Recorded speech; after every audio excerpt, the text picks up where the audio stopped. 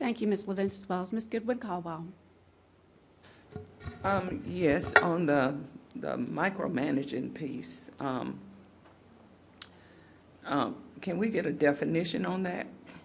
Since y'all want to put it in there, give me a definition, because I'm going to ask questions and I want the questions answered.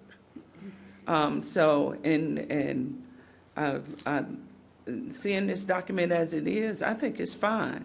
But if you're going to put that in there, you give me a definition as to what micromanaging is. And then I'd agree to it. Thank you. Thank you, Ms. Goodwin-Caldwell. Ms. Bush.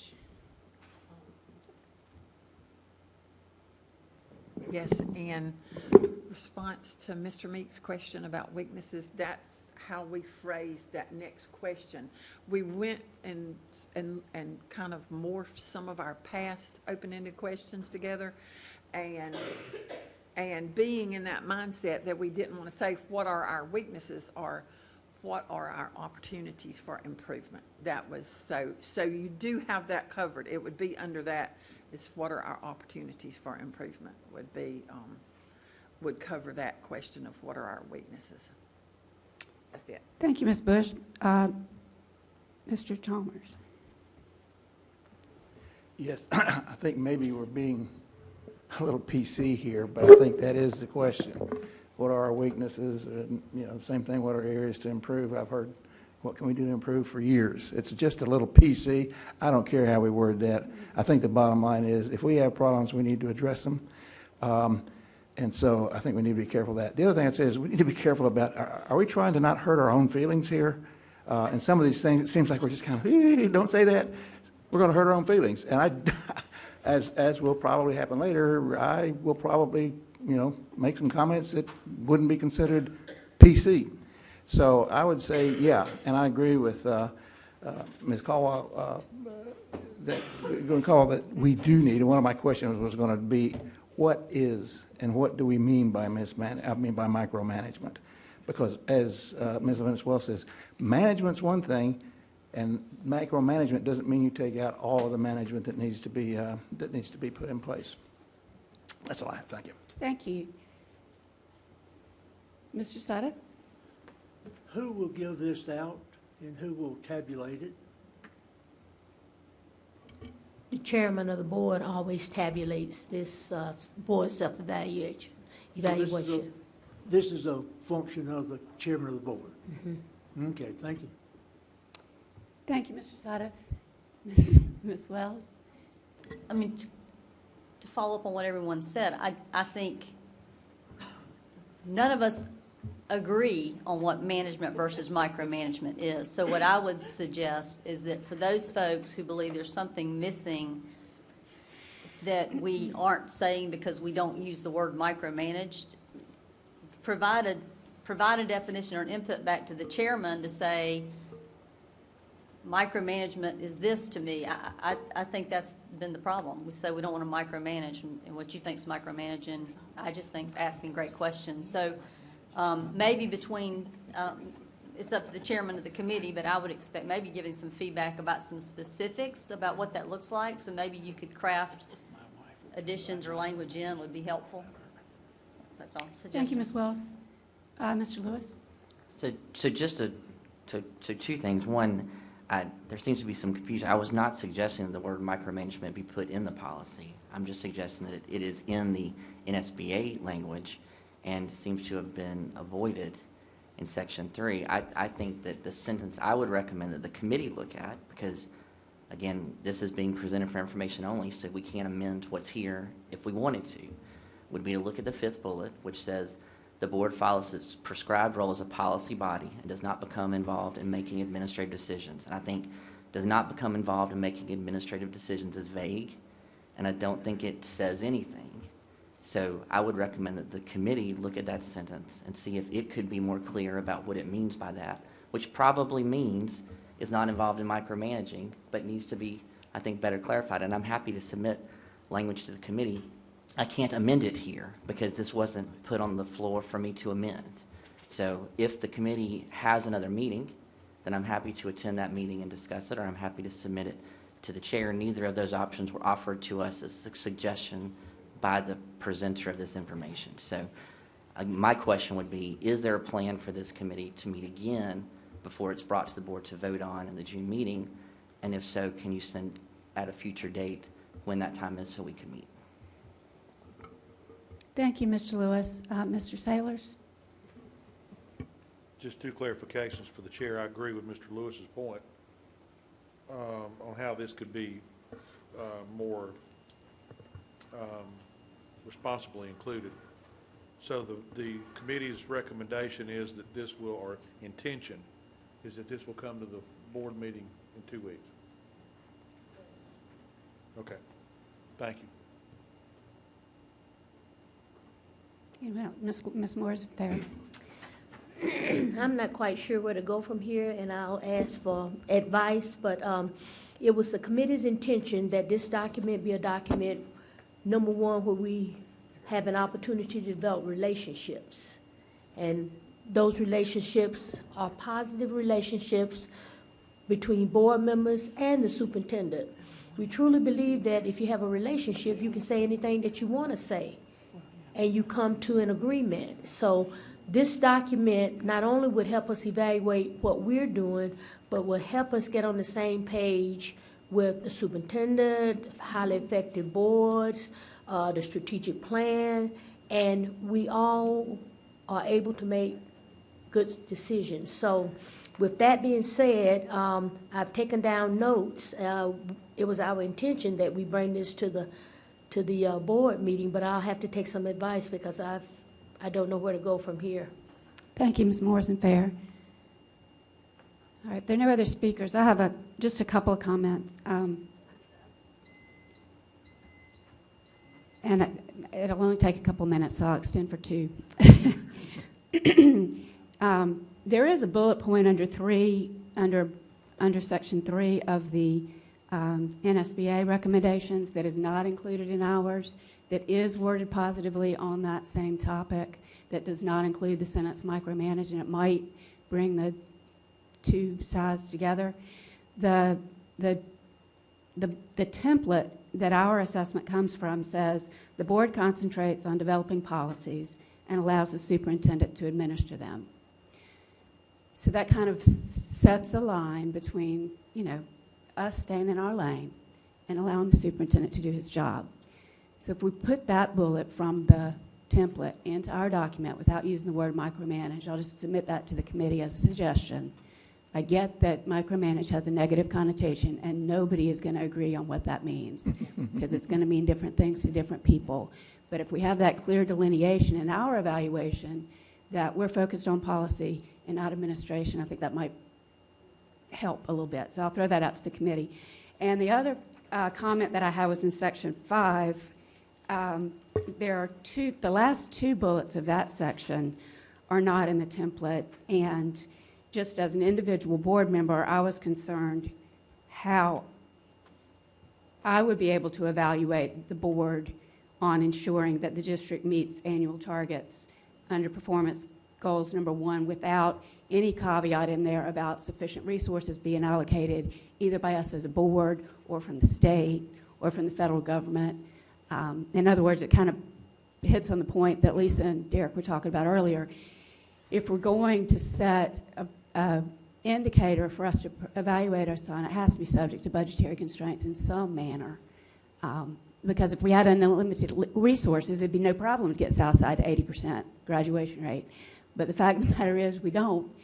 And so I would just ask that we, whenever there's a target, that we include some caveat with regard to finances to pay for it, whether we're allocating the resources ourselves or getting them from the state. That's all I had. All right, that concludes item 3.01. Item 3.02, looks like it's going to be kicked back to Ms. Morrison Fair.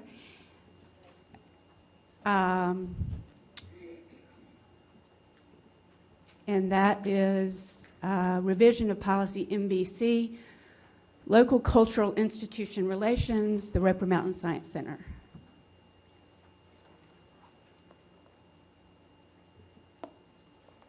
All right. Ms. Morrison-Fair, do you have any introductory remarks before turning it over to Mr. Webb? Just a few, excuse me, just a few.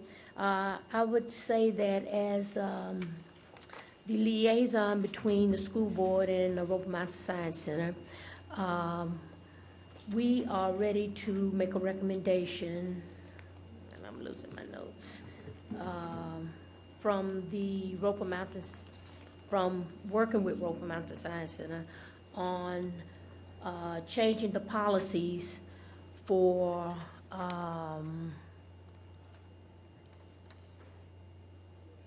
MBC. And there are 5 policy changes, and we've worked with our attorney on changing these policies. And so we are recommending, and this is not a recommendation yet, but we're seeking a recommendation to approve the revision of Board Policy MBC, and the information will come from Attorney Doug Webb. All right, thank you. And I want to preface this by stating that I was asked to help with the policy language on these 5 policies, and been glad to help. The logic being that was brought to me that Roper Mountain Science Center is a unique facility, one that is directly linked with the community, and that this policy change would solely affect Roper Mountain Science Center. Madam Chairman, not to interrupt, but to interrupt, did Ms. Morrison-Fair make a motion? No. She haven't made no motion yet. Okay, thank you. And so there are 5 policies, and the first one is policy MBC, as Ms. Morrison-Fair stated. And how I would like to do this is to first talk about policy MBC. The other 4 policies touch on the revisions to MBC, but also make other improvements to those 4 policies. So looking at first at policy MBC, really the main change, the only change, is a final paragraph to that policy. And that final paragraph focuses on the board authorizing Roper Mountain Science Center to lease the property to entities to be able to serve alcohol.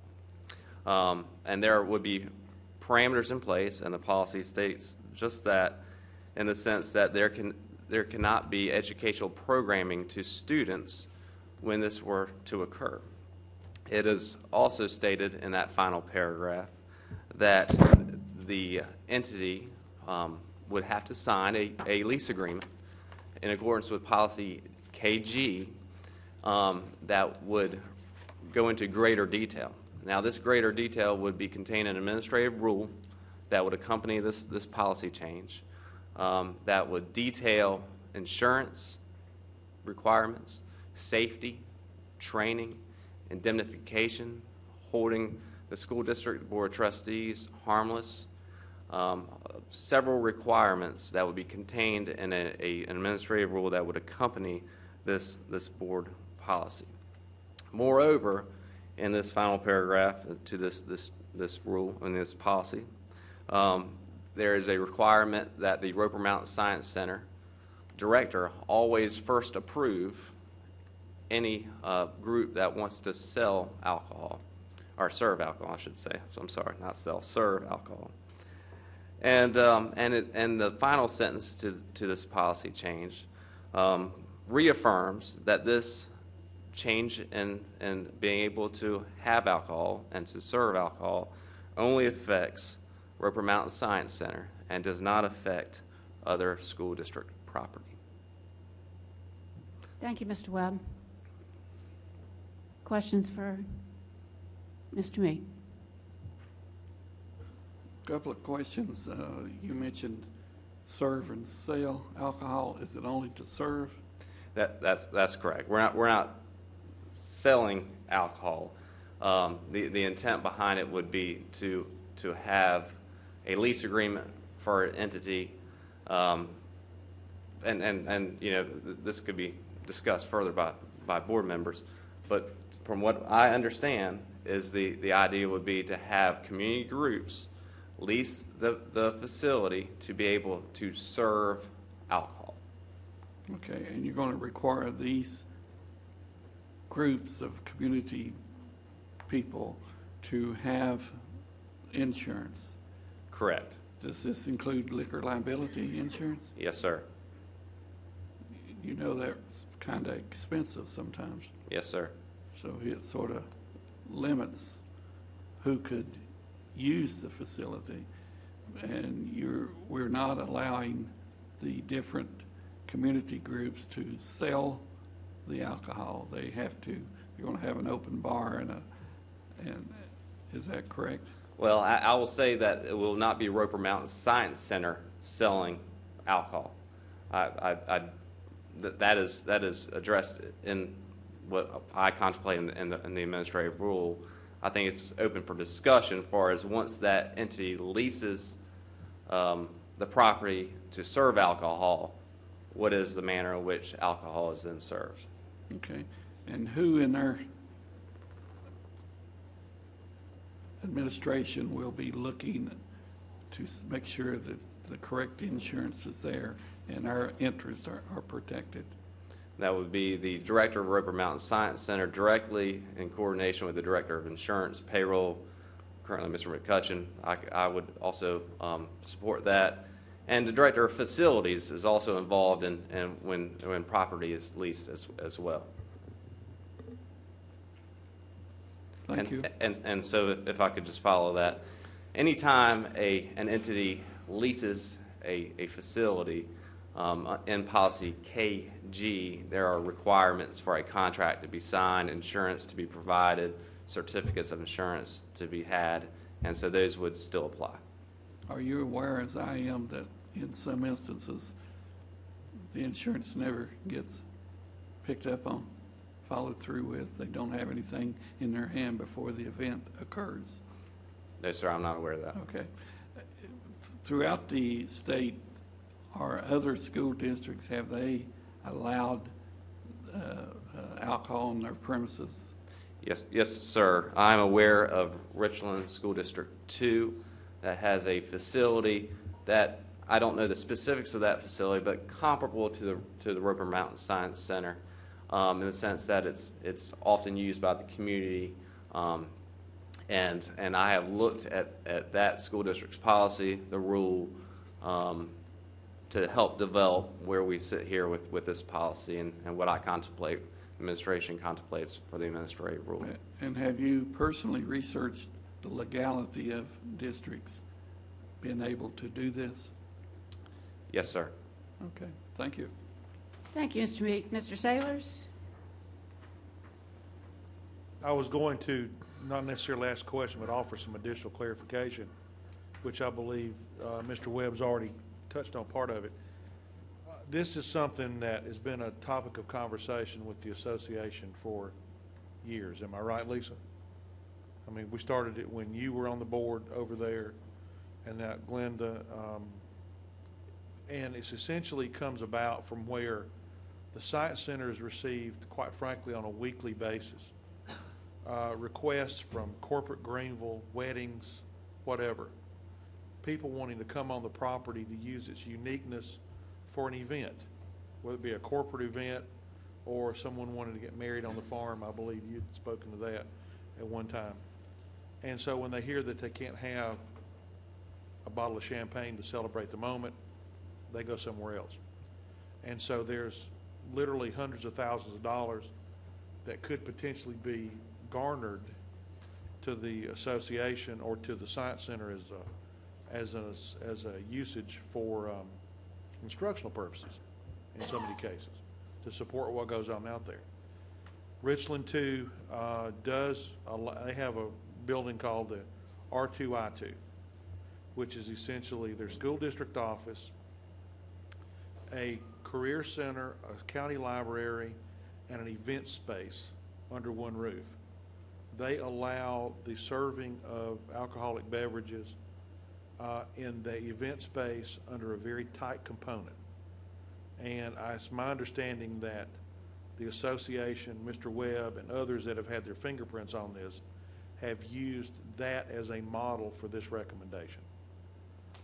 There are other school districts looking at the same thing, and I can tell you from the conversations I've had in each of those in each of those conversations at those local levels, they're generally in properties where there is not a school student body present. So the uniqueness of Roper Mountain is the kids come there during the day, and there's very few people, if anybody, there at night. So you have the opportunity to utilize the space in the evenings for corporate support. I hope that answers some of the loose ends. Thank you, Mr. Sailors. Ms. Leventis-Wells? Thank you, Madam Chair. Just a couple of things, Mr. Webb. These receptions would be after hours and not during classes or while students are attending Roper Mountain Science Center. Is that correct? Correct. Okay. All of these events will be licensed through, just as the city requires licenses as well as the county, and whoever is renting the space, it would be upon them to pay for those licenses and make sure that they have them in place. Is that correct? Correct. That would be spelled out in the administrative rule. Okay. And this is only for Roper Mountain Science Center and not any other Greenville County schools? That's correct. That last line in the policy, that final paragraph, reaffirms that. And because Roper Mountain Science Center is a different entity in itself and has spacious grounds and so forth, it would never, these receptions would never interfere with the learning of our students in Greenville County, going and attending classes or any kind of activities at Roper Mountain Science Center. Is that correct? I can't imagine that it would. Thank you very much. All right, thank you, Ms. Leventis-Wells. Ms. Goodwin-Caldwell? Thank you, Mr. Webb, for this, and I'm so glad that this is being brought forward because we're spending a lot of money out there at Roper Mountain. We might as well let everybody know what's out there, and if this is another stream of income for Roper Mountain, I'm agreeable to it. But I wanted to ask, you know, Roper Mountain is a different entity. What about, I mean, we have some other areas in the school district like the Fine Arts Center and stuff like that. Are they going to be bringing something forth like this, you think, in the future? Well, I will. Where that people want to rent the space and have like receptions and stuff like that? I will tell you, and I will turn over to Dr. Royster here in a second, but how it was communicated to me as I was helping draft this policy language, that there are a couple of important distinctions with Roper Mountain Science Center.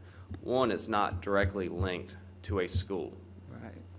And it's not on the campus of a school. Those are the two most important distinctions that set Roper Mountain Science Center apart from my perspective, but I'll turn it over to Dr. Royster as well. As a follow-up to that, as Mr. Webb mentioned, this originated with a request, I think, a number of years ago from the association out there. It's been brought forward by the board's representative on that association board.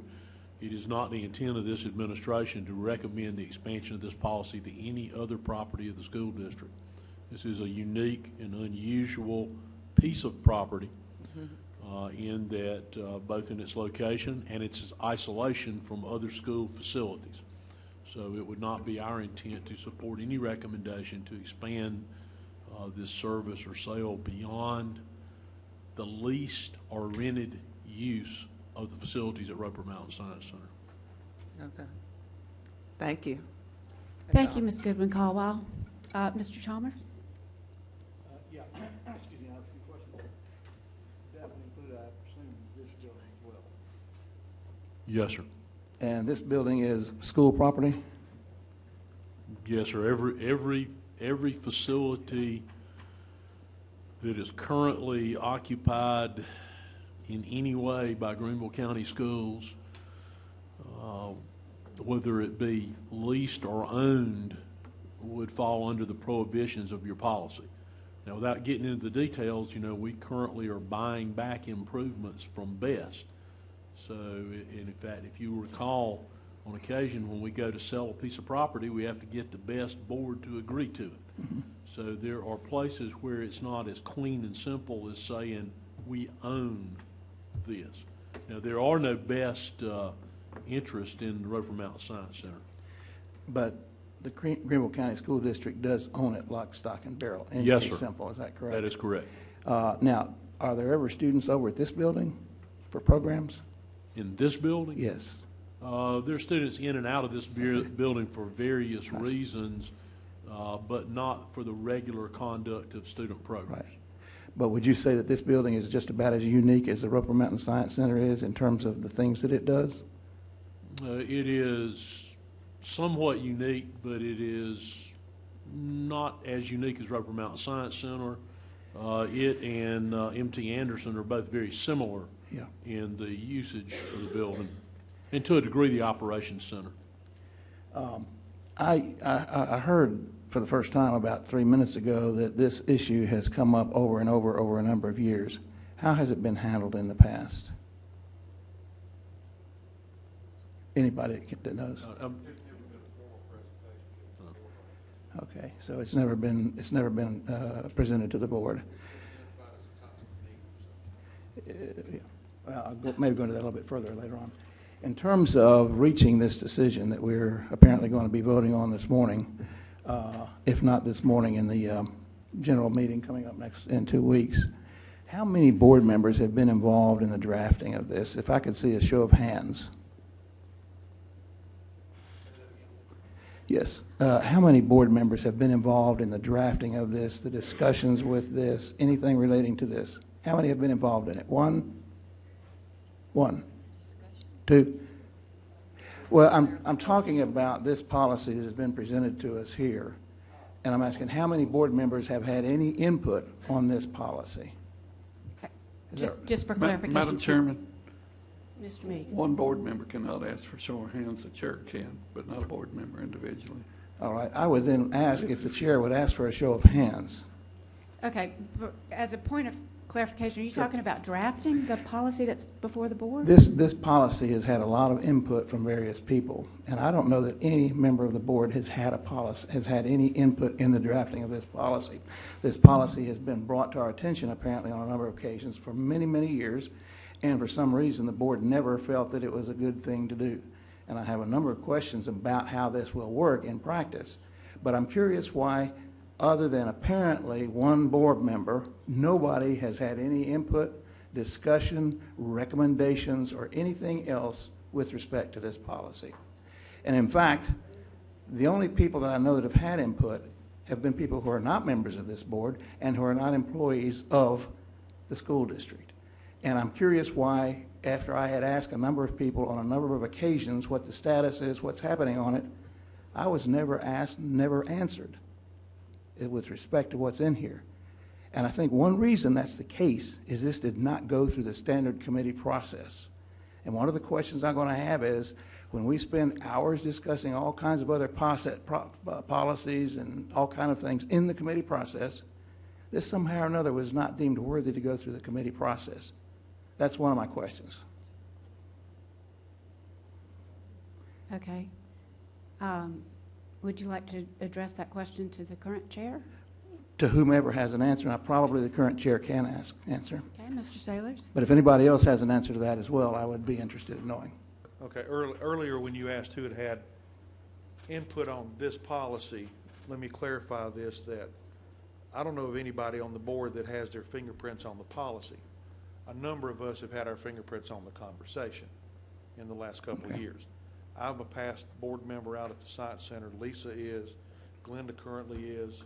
A number of us have been involved in other opportunities connected to the Science Center. This came from essentially the association, which is its own governing body of the Science Center's nonprofit arm, if you will. And they're the ones that came to the administration through the director. Doug was included as a courtesy from the administration to ensure that whatever recommendation came from the association and through through the Science Center's administration and through the association, that whatever was brought to this board in a document, it would be correct and connected to the policies that we currently have in place. As far as the committee structure goes, this is the committee structure. Years ago, we had, long before I became a member of this board, we had multiple committees that would do certain functions, and this body took it upon itself at that time to develop a committee of the whole process to give everybody on the board an opportunity to discuss everything. This is not the only option. This is not the only piece of information that has come to this board without board member knowledge. There are things that come to us from the administration. There are things that have come to us from other groups that we receive as information. We discuss it, we question it, we analyze it in this committee structure. So for the expectation of this to have gone to a ad hoc committee or an established committee of this board, this is the established committee of the board. So we don't really need all those other committees, is that what you're saying? We set up an ad hoc committee for a specific purpose. That is the only other option. We don't have a finance committee. We do not have an administration committee. We do not have a building and grounds committee, which we've had in the past. We chose to take all of those discussions, all of those decisions, and fold them into a committee of the whole structure. If that's the case, and I don't believe that, I think that is the best way to manage this kind of thing, but if that's the case, then let's go through the whole doggone thing now, and I'm happy to do that. Okay. But I will say this, that I was approached about this a couple of months ago, maybe more than that, and I said, I really don't have a problem with this concept as long as it's very tightly controlled. Yes.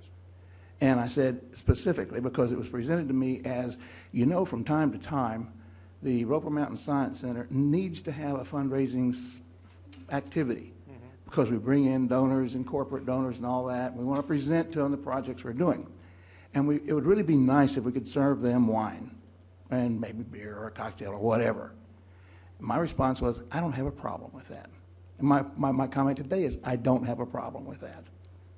If I was invited, I would probably attend those and probably have those drinks. But that was what was presented to me. Last I heard, until Thursday when I saw this policy, that says that's not exactly what we were doing. We were going to be renting this thing out to third parties to have their events here for Christmas parties, weddings, whatever. And I'm real curious how you have a wedding out there when it's not open to the public, but that's a different story. But they said, when I talked to them about 3 or 4 days ago, they said, well, it's not going to be very many, 1 or 2 of those. And I have a problem seeing how we're making hundreds of thousands of dollars on that with all the other expense that goes with it. So all of these questions could have easily been handled without having to have pretty much every member of the administration sitting around and having to listen to it. But if that's the way we have to do it, that's the way let's do it. But I will let you know, I am extremely disappointed that we choose to do that when we could have done either an ad hoc committee or some other committee. And more importantly than that, having been kept out of the loop. If anybody else in here on the board has had any input on the wording of this, I'd like to know. I'm not going to ask for a show of hands because I apparently can't do that. But I do know that Roper Mountain Science Center has had a lot of input on the way this thing is written. And in particular, they're opening up a Pandora's box that eventually is going to extend to other areas, other unique situations, PTA meetings, booster meetings. At some time, probably not in the near future, beer sales at basketball and football games. I know this community, well, you can say no, I don't know, because this was brought up sort of out of the blue here, and I don't know if it's going to be brought up out of the blue some other time when they want to extend that. So my point is this, no controls on the way this was handled. It was done, in my opinion, in secret, behind closed doors, with people refusing to give me any information on it as the progress went along. So I'll repeat what I said before. I didn't have a problem with what was presented to me. What was presented to me later on, i.e. about 3 days ago, was, well, this evolved. It evolved since we started writing it. It evolved, and in fact, we had to do whatever we had to do to get the wording the way we wanted it. And the wording the way we wanted it was clearly that we're going to open this up to third parties to have these events there. I know this community, when we talk about the community of Greenville County, if you include Bob Jones and you include a lot of other areas, they will have a problem with this. I don't know if it's a statistically significant number of people, but it will be some. And I think they need to be honored and respected, at least in their opinions. So I then have some other questions about this that we can ask if it's all right. Okay, Mr. Chalmers, if I could interrupt you Yeah. just for a second. We are out of time. Yeah. I would like to ensure that your questions are answered. Yeah. And I don't have a problem asking the board if they had a hand in drafting the policy. I just wanted to make sure that was your question. So Yes. I do not have a problem at all if a board member had a hand in drafting the policy before it came to the committee of the whole for discussion. Could you please raise your hand? Yes, Ms. Madam Bush. Chairman, I think that there was some confusion about the question about, it's like Mr. Saylor said, I understood that it said drafting the policy, but then there was something about, did you have discussion? Did you have input? Did you talk to anyone about this? Those are two different things, because I think most of us were probably approached by someone that said, do you have any questions? Do you have any concerns? Do you have, so if that's the, I mean, if it was drafting the policy, I would answer one way. If it was, have you talked to anyone? Have you discussed this? Have you been approached by anyone with Roper Mountain Science Center? That would be a different answer. I understand, Ms. Bush, and my understanding is that what Mr. Chalmers is trying to determine is who actually had input in the construction of the policy itself, the drafting of the policy itself. Yes, because I understand that everybody supposedly was polled to see, do you have a problem with selling alcohol at this facility under certain controlled circumstances? And the ones I heard were, we just need it because Roper Mountain occasionally needs to do these things. I didn't know that we were going to have hundreds of thousands of dollars coming in every year from everything from some kooky left-wing nutty organization that wants to rent it out to a wedding. Look, I don't know. Okay. There might be some. Okay. And the point is, it's loose in that respect. So that's one of my concerns with it. But that was what my problem was. I don't have a problem with the alcohol. That's not the issue. Okay. Okay. Let me ask you this. We are out of time. How much, I want to make sure your questions are answered. Do you have an estimate of how much time I should extend for? At the moment, I expect as much as 30 minutes, depending on how the answers come along. Okay. And Ms. Leventis Wells, how much time do you think that you need? Okay. Are there any other speakers? Just a point of order, Madam Chairman. I don't think that this item has been put on the floor yet. Right. So it might help us focus the discussion if Mr. Shamley would yield the floor so we could put the item on the floor and then return to your questions, if that would be. Well, I mean, just a Ms. question Young. for a point of order is, what do you mean by putting it on the floor? Are you talking about making a motion to accept this? Because I have a motion before that, which is to put it to a committee, however it needs to be established, for a proper review of this policy. And that would be my motion at the same time. If I may, it needs to get on the floor first, Right. and then That's correct. second. So All right. the item on the agenda is to approve the revision of Board Policy MBC as presented. Do I have a maker? Glenda? So move. I have a motion. Do I have a second? Second. Okay, I have a motion and a second. Now,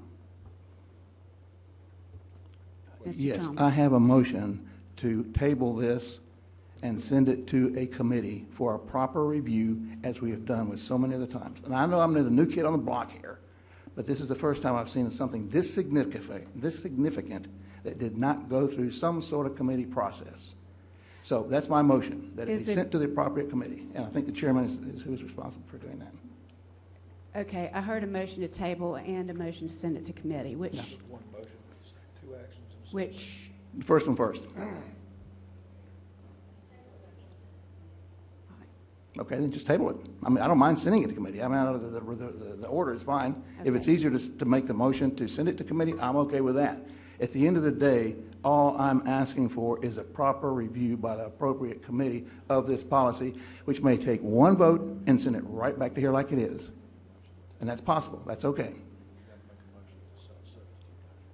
okay, so I have a motion to table on the floor. Mr. Meek.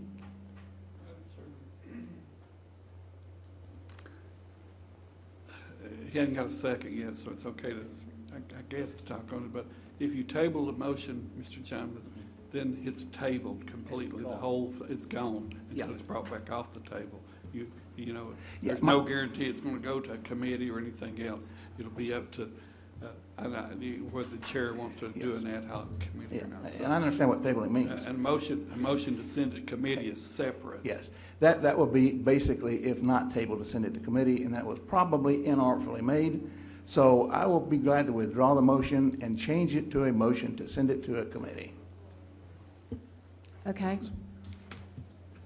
I have a motion to send Madam Chairman, Mr. Lewis. just a point of order. I'm not clear which committee is going to do this, because we don't have a committee. There can be an ad hoc committee appointed by the chair, or you may send it to some other committee. I suspect, since we don't have one specifically, that he would send it to an ad hoc committee that he would form. So if I may, since you don't have a second yet, perhaps the motion should be to send the item to a committee formed by the chair. Yes, that's fine with me, yeah.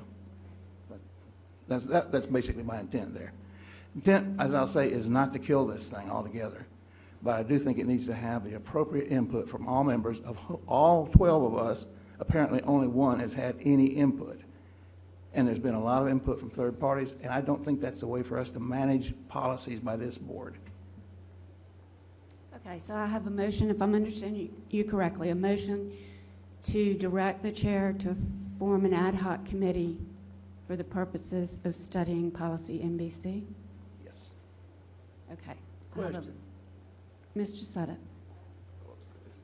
What is the advantage of serving alcohol at a school district facility?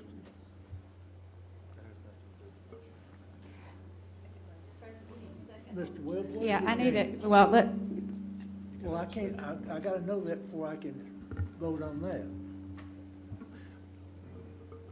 Ms. Grace, I would say that it needs a second before discussion, then we can respond to that question. do I have a second on the motion to send it to committee?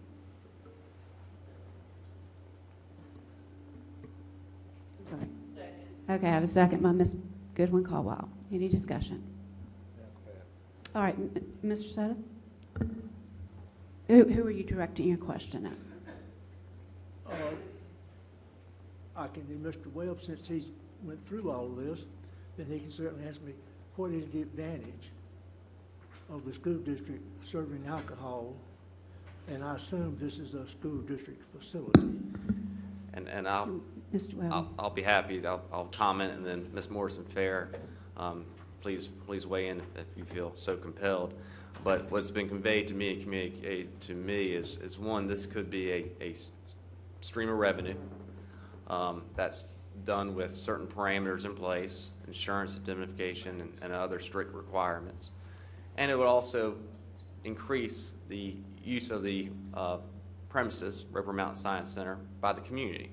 It would be open it up to other possibilities that might be untapped right now.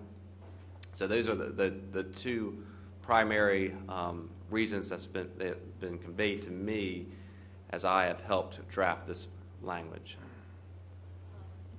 Let me add also that a lot of this is being pushed by our donors, and most of the buildings on Roper Mountain property have been constructed with donor funds. And so those are the people who are asking to have certain venues or certain events on Roper Mountain Science Center. So it's a money question. Well, I mean, is it a money Yeah. question or not? But- I have a question. Okay, so- Madam Chairman, point of order. I think there's a motion on the floor. And I'm trying to get the answer to that. The motion is to, Send it to committee.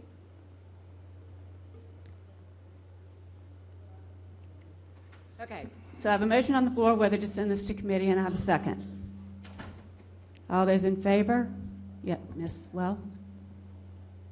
So specific to the motion to send it to committee,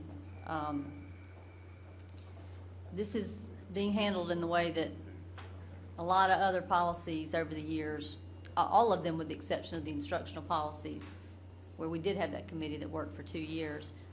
This is the vehicle that is used, and I don't know of an instance where a policy has been sent out to board members for their input or their discussion ahead of Dr. Royster and Mr. Webb bringing it to the committee to update. So I don't see that from that viewpoint, there's anything wrong with the way that this policy was brought to the board. I do believe there's a waterfall. I guess we have 3 policies. Are we 3 policies or 4 policies that were impacted? Five total. 5, okay. So we do have 5 policies that are impacted by making this one choice, but this one change. And I guess in the administration's opinion, we had 4 other policies that needed to be drafted and changed. So in trying to determine if it should go to a committee versus voting on it, Mr. Webb, when I read this, the thing that I thought was kind of a little odd is that we didn't have the administrative rule yet, but and in our policy we're saying the superintendent will develop. So I kind of thought that it would either have to come back for revision, or we were going to have to do some wordsmithing here to change that language. Is that unusual? It's not unusual that we don't usually have an administrative rule, but in this situation where it's there are a lot of operational pros and cons, should we have that administrative rule in place before we pass this policy so that it is clear what the parameters are? Well, I will, like you mentioned, our general practice has been in the past, and even when we put language in a policy regarding the administration or the superintendent shall promulgate or develop an administrative rule, is that administrative rule follows the policy. Partly because you could say something or change the policy so that it would alter what that administrative rule would ultimately end up being. So that is our practice, is to develop the administrative rule following a revision or the creation of a policy. Now, the other 4 policies that I brought to you today, or through Ms. Morrison-Fair, all touch slightly on NBC, but I just want to make clear that most of the changes center around having the opportunity to make improvements to those policies. So they touch on NBC, but really the focus on them are other improvements to those policies. Right. Okay. So, okay, that helps me. Thank you. Okay, thank you, Ms. Wells. Ms. Leventis Wells. Thank you. Madam Chair, I'm going to use this as an example to clarify my understanding of how these policies were updated or brought to us. We've all at different times have, by the appointment of the chairman, to serve on different areas, such as communities and schools. I'm going to use that as an example because I served on that for years, and when we had anything that came about, I never brought whatever that policy, when they came under the district as far as benefits and so forth, I went to the superintendent. It never came to the board, but then the superintendent and the legal advisor made the recommendation as to what we would do. It was never something I brought to the board in an advocacy meeting or for us to look at policy or whatever. It was decided as I was an advisor for the board to the district and went through the district personnel. I look at that as the same way Roper Mountain Science Center is. Or if you served on public education, you're ex officio. So it's not that we would be advisors to that organization or whatever, and we would have an ad hoc committee. So what I'm trying to say basically is as our representative is Glenda Morrison Fair. She is our voice for Roper Mount Science Center. So she served on representing the board at all the meetings that she attended, and she was privy to all the information that pertained to these policies. So I would never have been on that committee to oversee whatever their policy was going to be, because she worked through the district with the legal counsel, the board of directors, and I'm sure Dr. Royster. So I would be out of that mix. And so that's maybe one of the things that may be a misconception as to why. It's just that, just like Lisa Wells and Chuck served on Roper Mountain Science Center for years. Well, anytime they had something, they did that, and then they would report back to us. So that might be the misconception of why this is involved here. If I may respond. So but I Let me can't finish, yeah. directly talk, I'm just making a statement. So my understanding is, I did receive a call explaining this. I did talk to Ms. Morrison Fair and about this, and I don't see this as hundreds and hundreds of thousands of dollars in weddings every day and all that. I don't see that. I see this as an opportunity to showcase Roper Mount Science Center. I'm not an advocate for alcohol. I don't drink, so I am not an advocate, so it doesn't matter.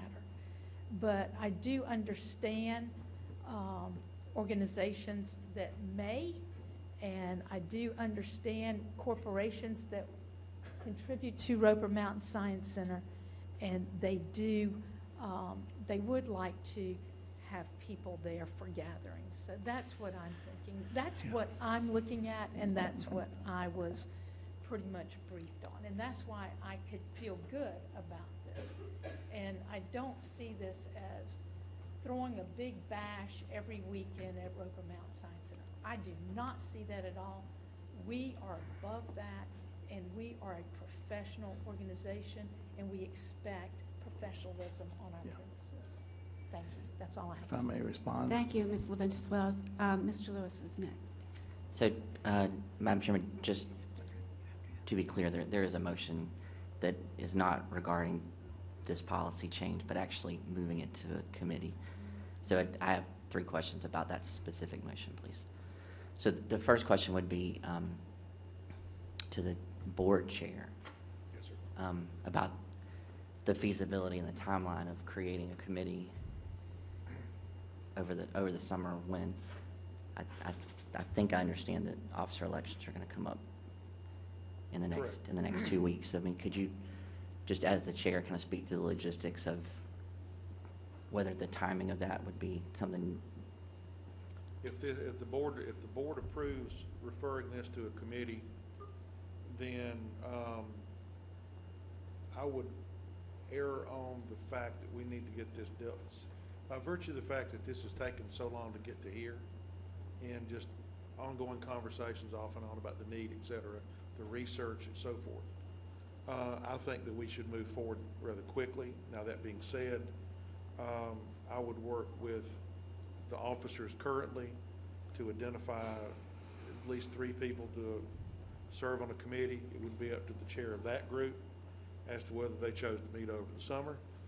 I would encourage that group also to sit down with those in the leadership at the Science Center so they can have a conversation and make sure that everyone is well briefed and understood of the background, the current ramifications, and the potential for the future. Does that answer your question? It does. My second question is to Ms. Morrison Fair, since this item was one that you made on behalf of the Roper Mountain Science Center. There's been some assumptions about the level of involvement that the board has had in crafting this, which I think is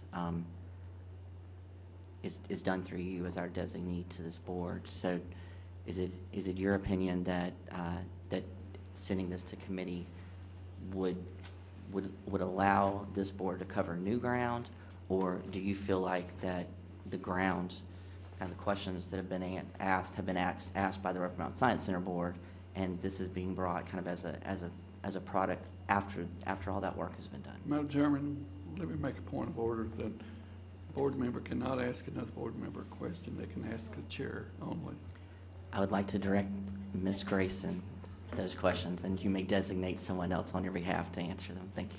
Thank you, Mr. Lewis. Those are my only questions.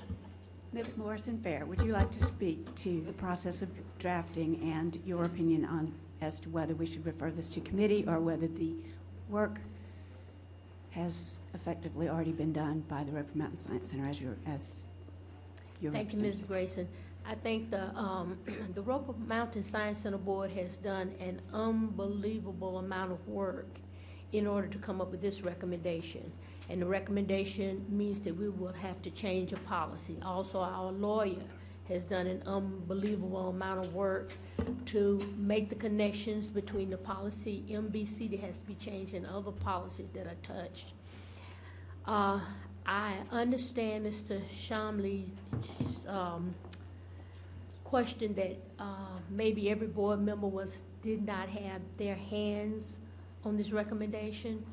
I don't know what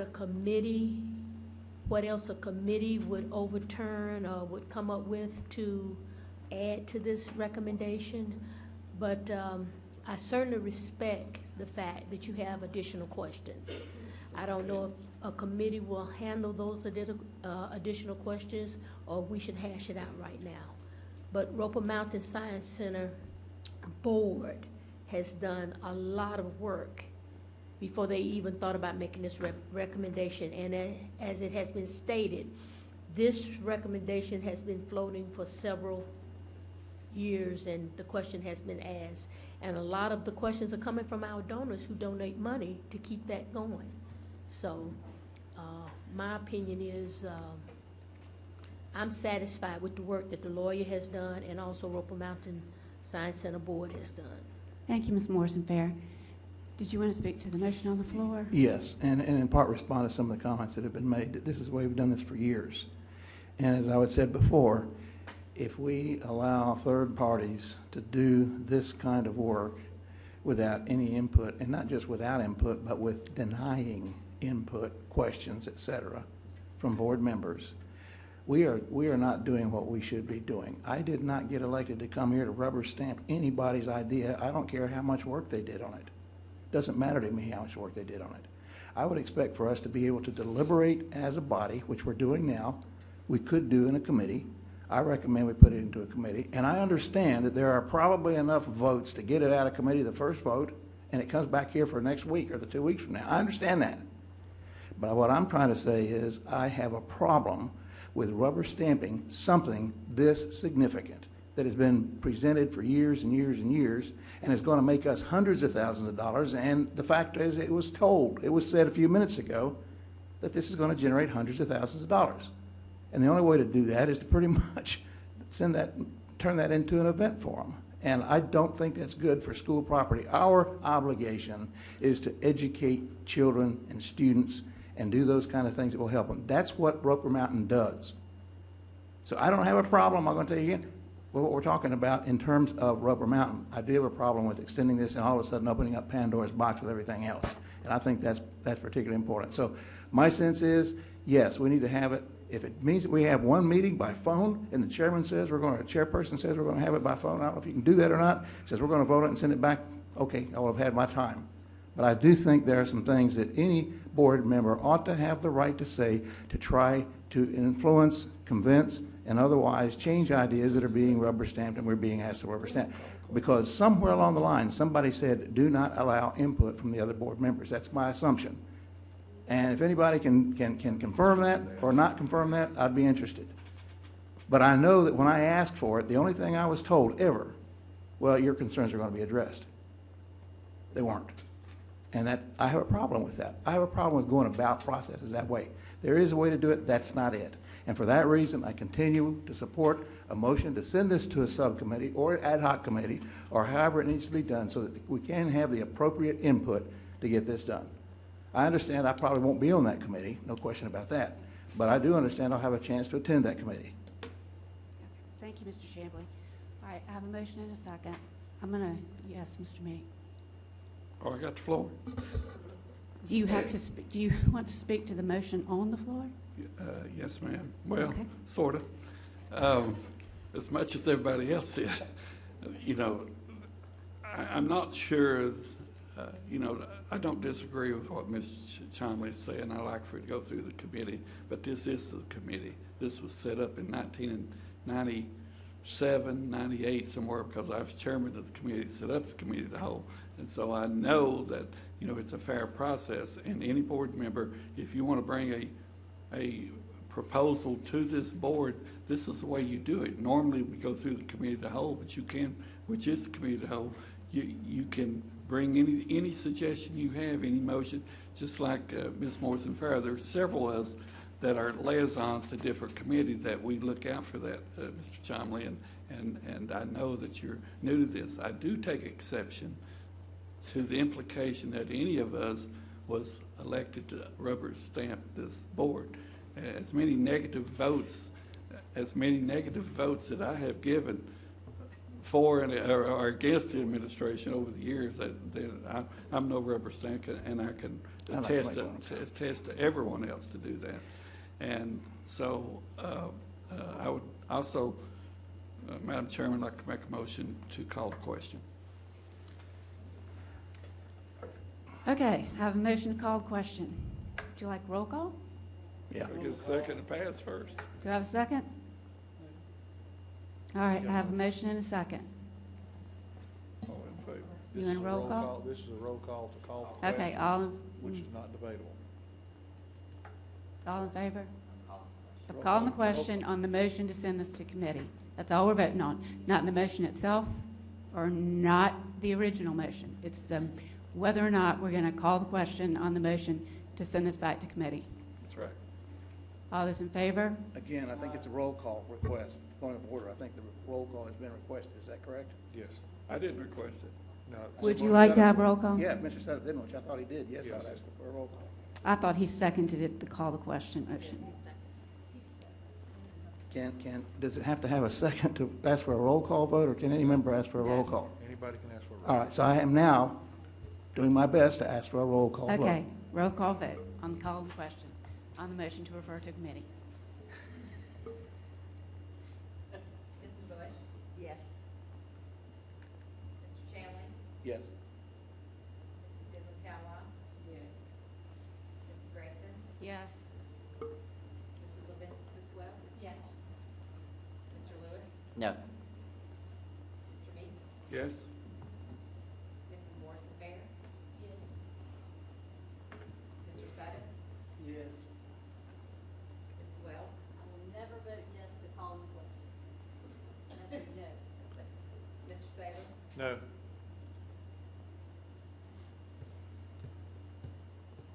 Eight yes and 3 no.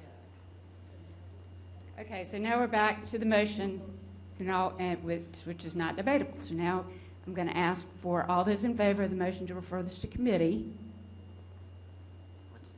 Ms. Wells? Since the called question did not pass, I'd like to. Call question did Did pass, pass. ma'am. It No, did it pass. did pass. It did And- pass. and it's- 75%. You got 8 votes. Yeah, I pulled out my calculator. With 11 board members here, eight passes. It requires a two-thirds vote. All right. So I'm not the only person that occasionally has issues with math. Is that right? Yeah. Okay, so And I'm not even an engineer. the motion has properly made and seconded, is now up for a vote. All those in favor of sending this back to, have a roll call vote, a roll call request. Mrs. Bush?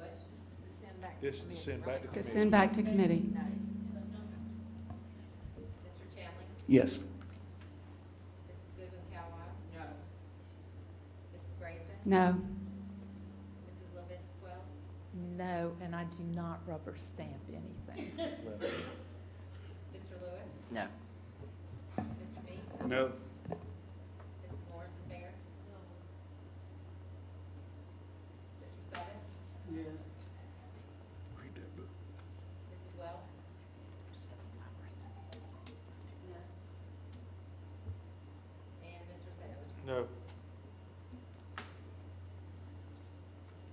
yes, 9 no. Thank you. Okay, now we're back to the main motion. I have one question at this point, one comment at this point. Mr. Chambliss. A couple of people have said that they weren't elected to rubber stamp things. I'm not suggesting what anybody else was elected to. I just know what I'm not going to do. And I'm not saying that by voting for this thing, you're rubber stamping anything in any way, shape, or form. But I want it clear that I'm going to oppose this kind of procedure when it comes to establishing policies. Thank you, Mr. Shanley. Is there further discussion or questions about the main motion? Mr. Sutta? I assume if I vote yes on the motion, I support alcohol in the school district. If I vote no, then I am not supporting it. Mr. Sutta, as I understand the policy change that we are making, it is very narrowly crafted. The school district itself is taking no position regarding alcohol. What this policy does is narrowly draws an exception to allow Roper Mountain Science Center to lease to third parties for the purposes of holding an event to allow them to serve. So it is by no means an endorsement on alcohol one way or the other. All it is it will allow Roper Mountain Center to compete with other venues for corporate sponsorship of events that we are losing because corporate sponsors are not allowed to come on the premises, lease the property to adults after hours, and serve alcoholic beverages. Is that correct, Doug? Am I missing something? I just respect. That's correct. Exactly what you said, but I disagree with it. Okay. So I'm going to ask for a roll call vote on this. Okay. Anyone else? Ms. Well, Wells? yeah, go ahead. I have one. Okay, Ms. Wells. So I guess, I think a lot of things have been either stated, stated in a way that they were misheard or heard in a way that they were misstated. I don't know, but I think simply in the time that I served as the liaison and then in the time since in any discussions, the idea was always that Roper Mountain could be a venue that could be used by organizations, by our donors, by other folks like Public Education Partners, who does an extracurricular evening every year that a lot of us attend, a lot of us support. They can't have that event at Roper Mountain Science Center, even though they love what we do there and they'd love to support it and they'd love to bring more, exposure to it. I think there are other, and I won't call out any specific donors because I'm not going to call out corporate sponsors here, but there are other corporate sponsors who over the years have had events, have given us a significant amount of money to upgrade something and have wanted to kind of do their own ta-da. But a lot of times their ta-das are done in a certain way. They come with wine and cheese, or they come with, beer and hors d'oeuvres. So the idea wasn't to do anything other than creating a way for those types of things to happen. You can go to some other places. Gwinnett County Environmental Center is a good example where they have found a way to capitalize on the fact that they have a unique space like we have at Roper Mountain, and they do have weddings there, they have high-end events, and they use that rental income to offset what they're doing. I don't know that the push for this really is all about that. It certainly is a possibility. I think it's always been just to make it such that Roper Mountain could be seen as a space that you could use for events and that you could take advantage of, just like you can any number of other spaces, around the area. This is a lot of policies to bring all at one time, and I certainly understand Mr. Shamley's concern and angst with doing all this at one time. And over the years, and I'll probably say it today, this is a lot to change at one time and on each one of these policies. But I believe that, Mr. Webb, you've done a lot of work on this policy that you feel we've got a pretty tight window that meets the needs of what the association and Roper Mountain Science Center would like to do with their facility without exposing the district to liability.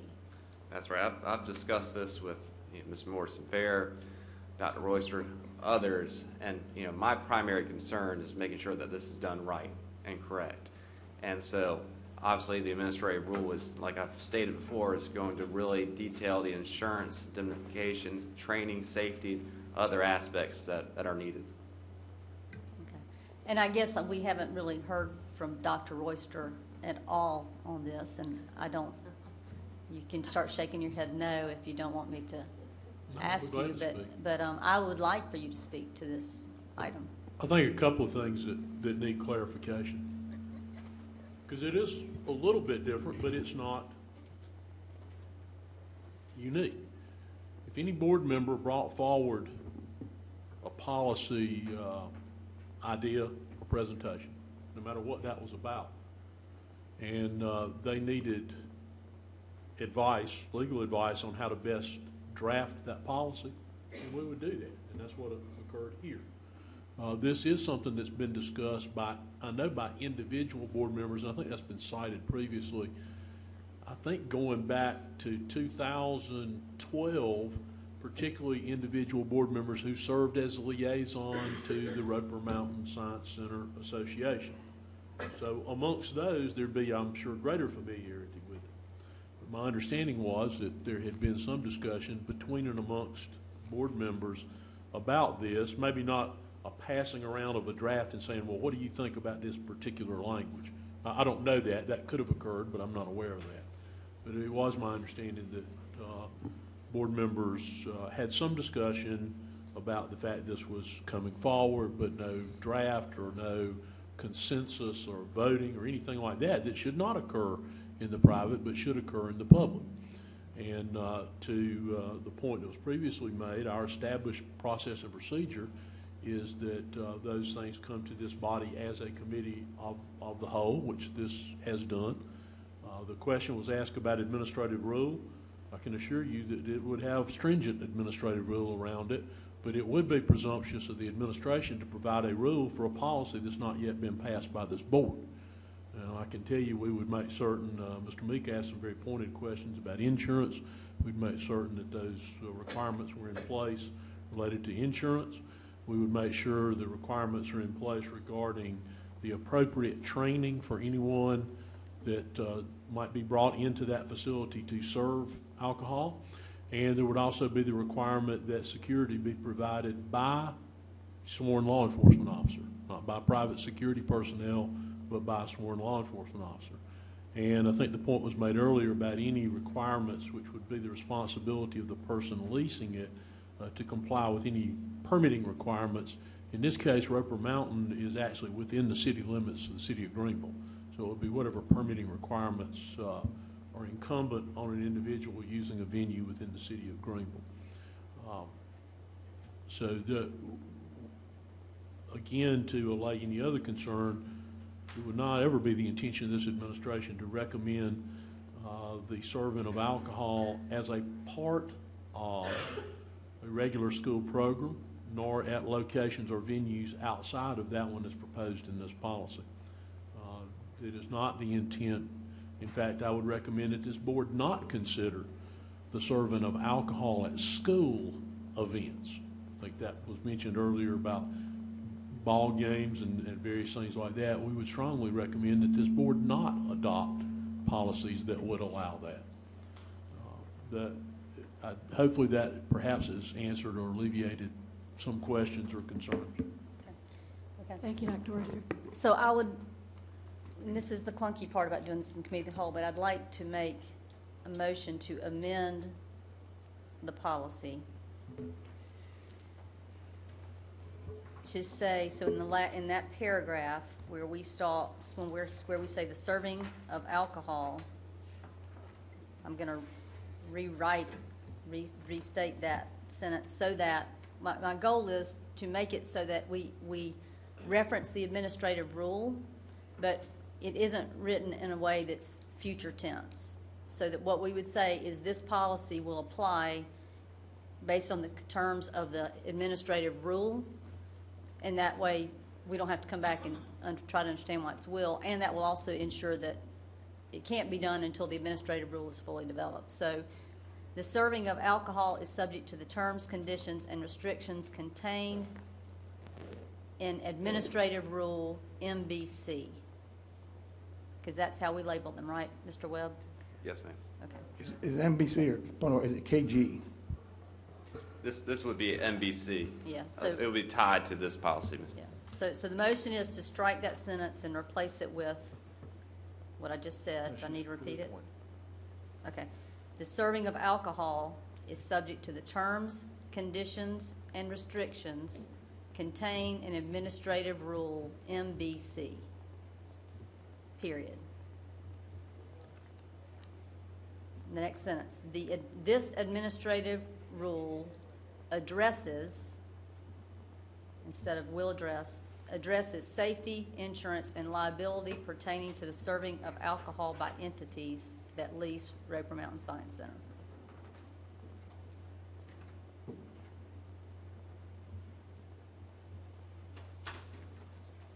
So my motion is to, I'll second that just to get the discussion. Okay, I have a motion and a second. Any discussion? I guess one of my first concerns is I'm always a little hesitant to say, I'm going to let you write the contract before after I buy the car. And I don't know that that's exactly what we're doing here, and I understand your interest in why you want to do this. But I would really like to see any of the rules that are already in place with respect to this. I understand there may be some other administrative rules. Lastly, will the board, and I don't think it's going to make a whole lot of difference in this case, and this gets back to that question of micromanagement, will the board have an opportunity to take a look at those administrative rules Thank you, Mr. before Shabley. they're put in place? Mr. Webb, would you like to respond to that, the process for drafting the administrative rules? Yeah, yes, sir. I will speak, and Dr. Royster, please weigh in. Our practice is to send you the administrative rule once they are fully developed by the administration to the board. And then the administration, if you have concerns, board members share concerns, would certainly review that. There's also a mechanism in board policy to actually have a meeting about that administrative rule to discuss it.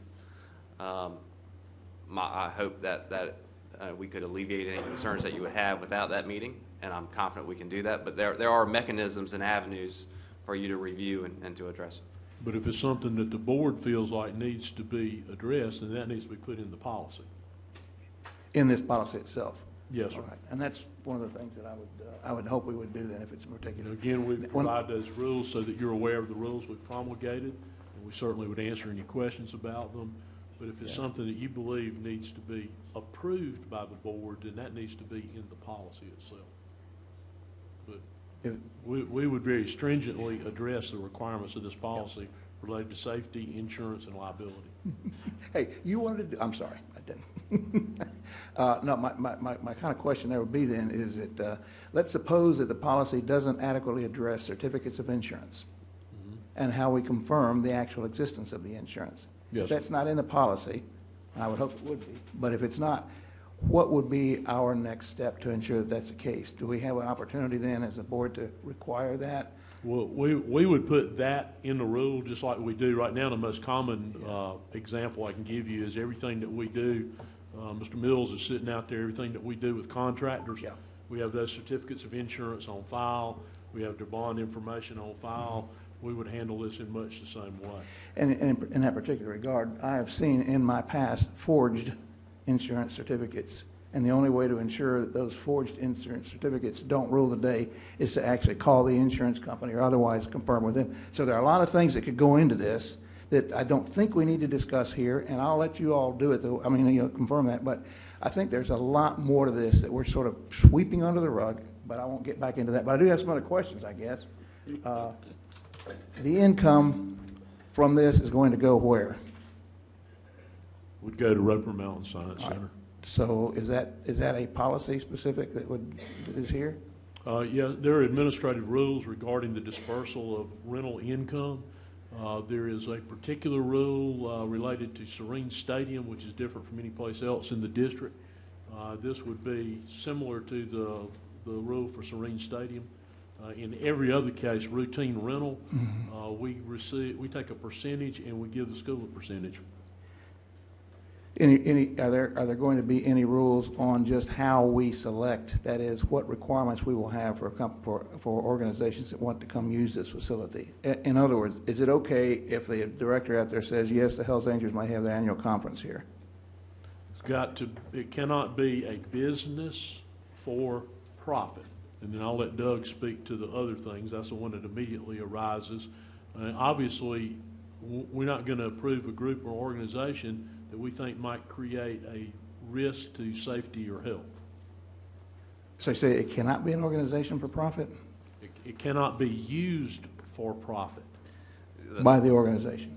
By the organization. It could be to a for-profit organization for a not-for-profit reason. Okay. That's correct. For example, if your organization wanted to have a company picnic on the grounds of one of our schools, you could rent the grounds, so to speak, to have the company picnic. For-profit business, but the purpose in your renting the grounds is not for-profit business, for a for-profit purpose. Yeah, I think I understand what you mean.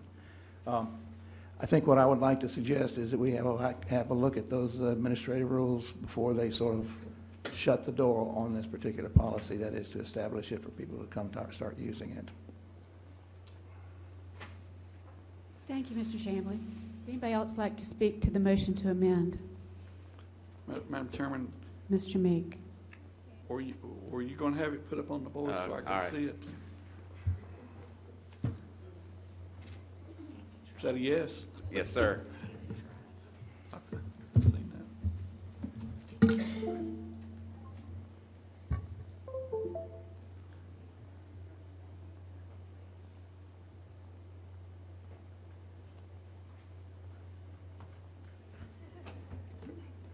Okay, what part of the policy, what number is it under, what paragraph or what? Your last paragraph, Mr. Meek. Is that it there? She said it wasn't a number.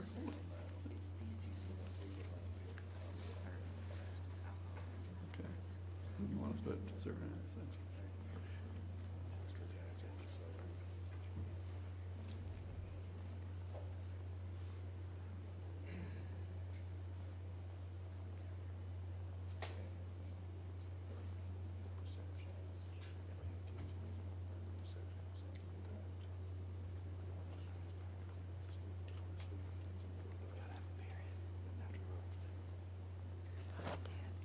So as I understand it, Mr. Meek, the only effect of this is removing, it prevents the policy from going into effect until the administrative rule is drafted and the board has seen it.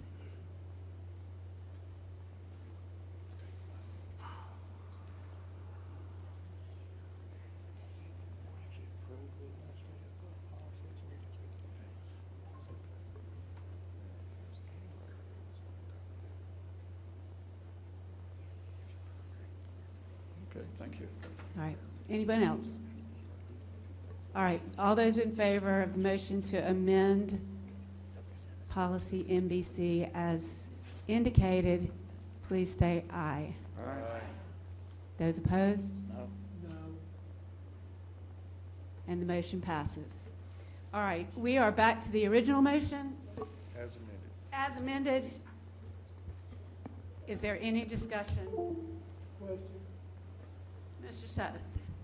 it's still the money question. Yes. Thank you. Any other discussion on the motion as amended? Mr. Lewis? Madam Chairman, I think there's a lot more discussion to happen, and I wondered if to recess for lunch. Well, that's what I'm trying to determine. I mean, how many more people need to speak to this motion? Because we're like 2 hours. I would like to speak to this motion, but I'm also hungry. So I would accept a recommendation that we recess for lunch. All right. I recommend that we recess for lunch and reconvene at 10 after 1. How about one straight up? 1 o'clock. 1 o'clock. 1 o'clock straight up. 1 o'clock. All right. We'll reconvene. 25 minutes.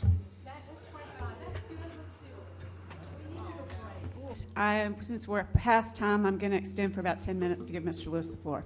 Mr. Lewis. Thank you, Madam Chairman. Thank you for the break. I appreciate lunch, as always. I just wanted to speak to particularly the work that the Broken Mountain Science Center board has done on this. I know that I've been on the board for 5 years, and the entire time I've been on the board, this has been an item that that group has been exploring. And I think it's important, just like with CSHAC and just like with PEP and just like with communities and schools. I mean, we designate board members to serve as liaisons on those boards and committees so that they can do the hard work in the committee, and that designee can bring that work to us. And I'm really excited to support this, but in particular, I'm really appreciative to Ms. Morrison-Fair and Ms. Wells and Mr. Sailors before her for working with this committee on this work.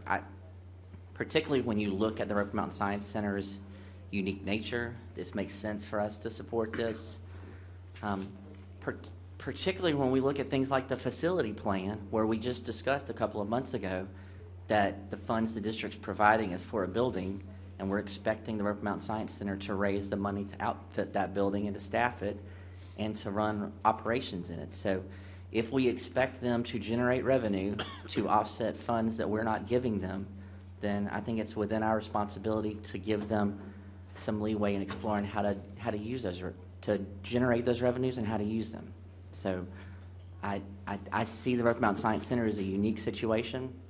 I don't see anything in this policy that's a slippery slope towards Riverside High School selling alcohol in the gym.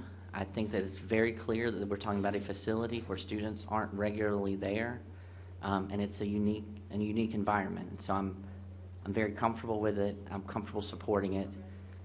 And I want to be clear that I'm comfortable supporting it as someone who has thoughtfully reviewed all of these policies and not someone who is presumably just approving something that was brought to us by a committee. And so I'm excited to support it.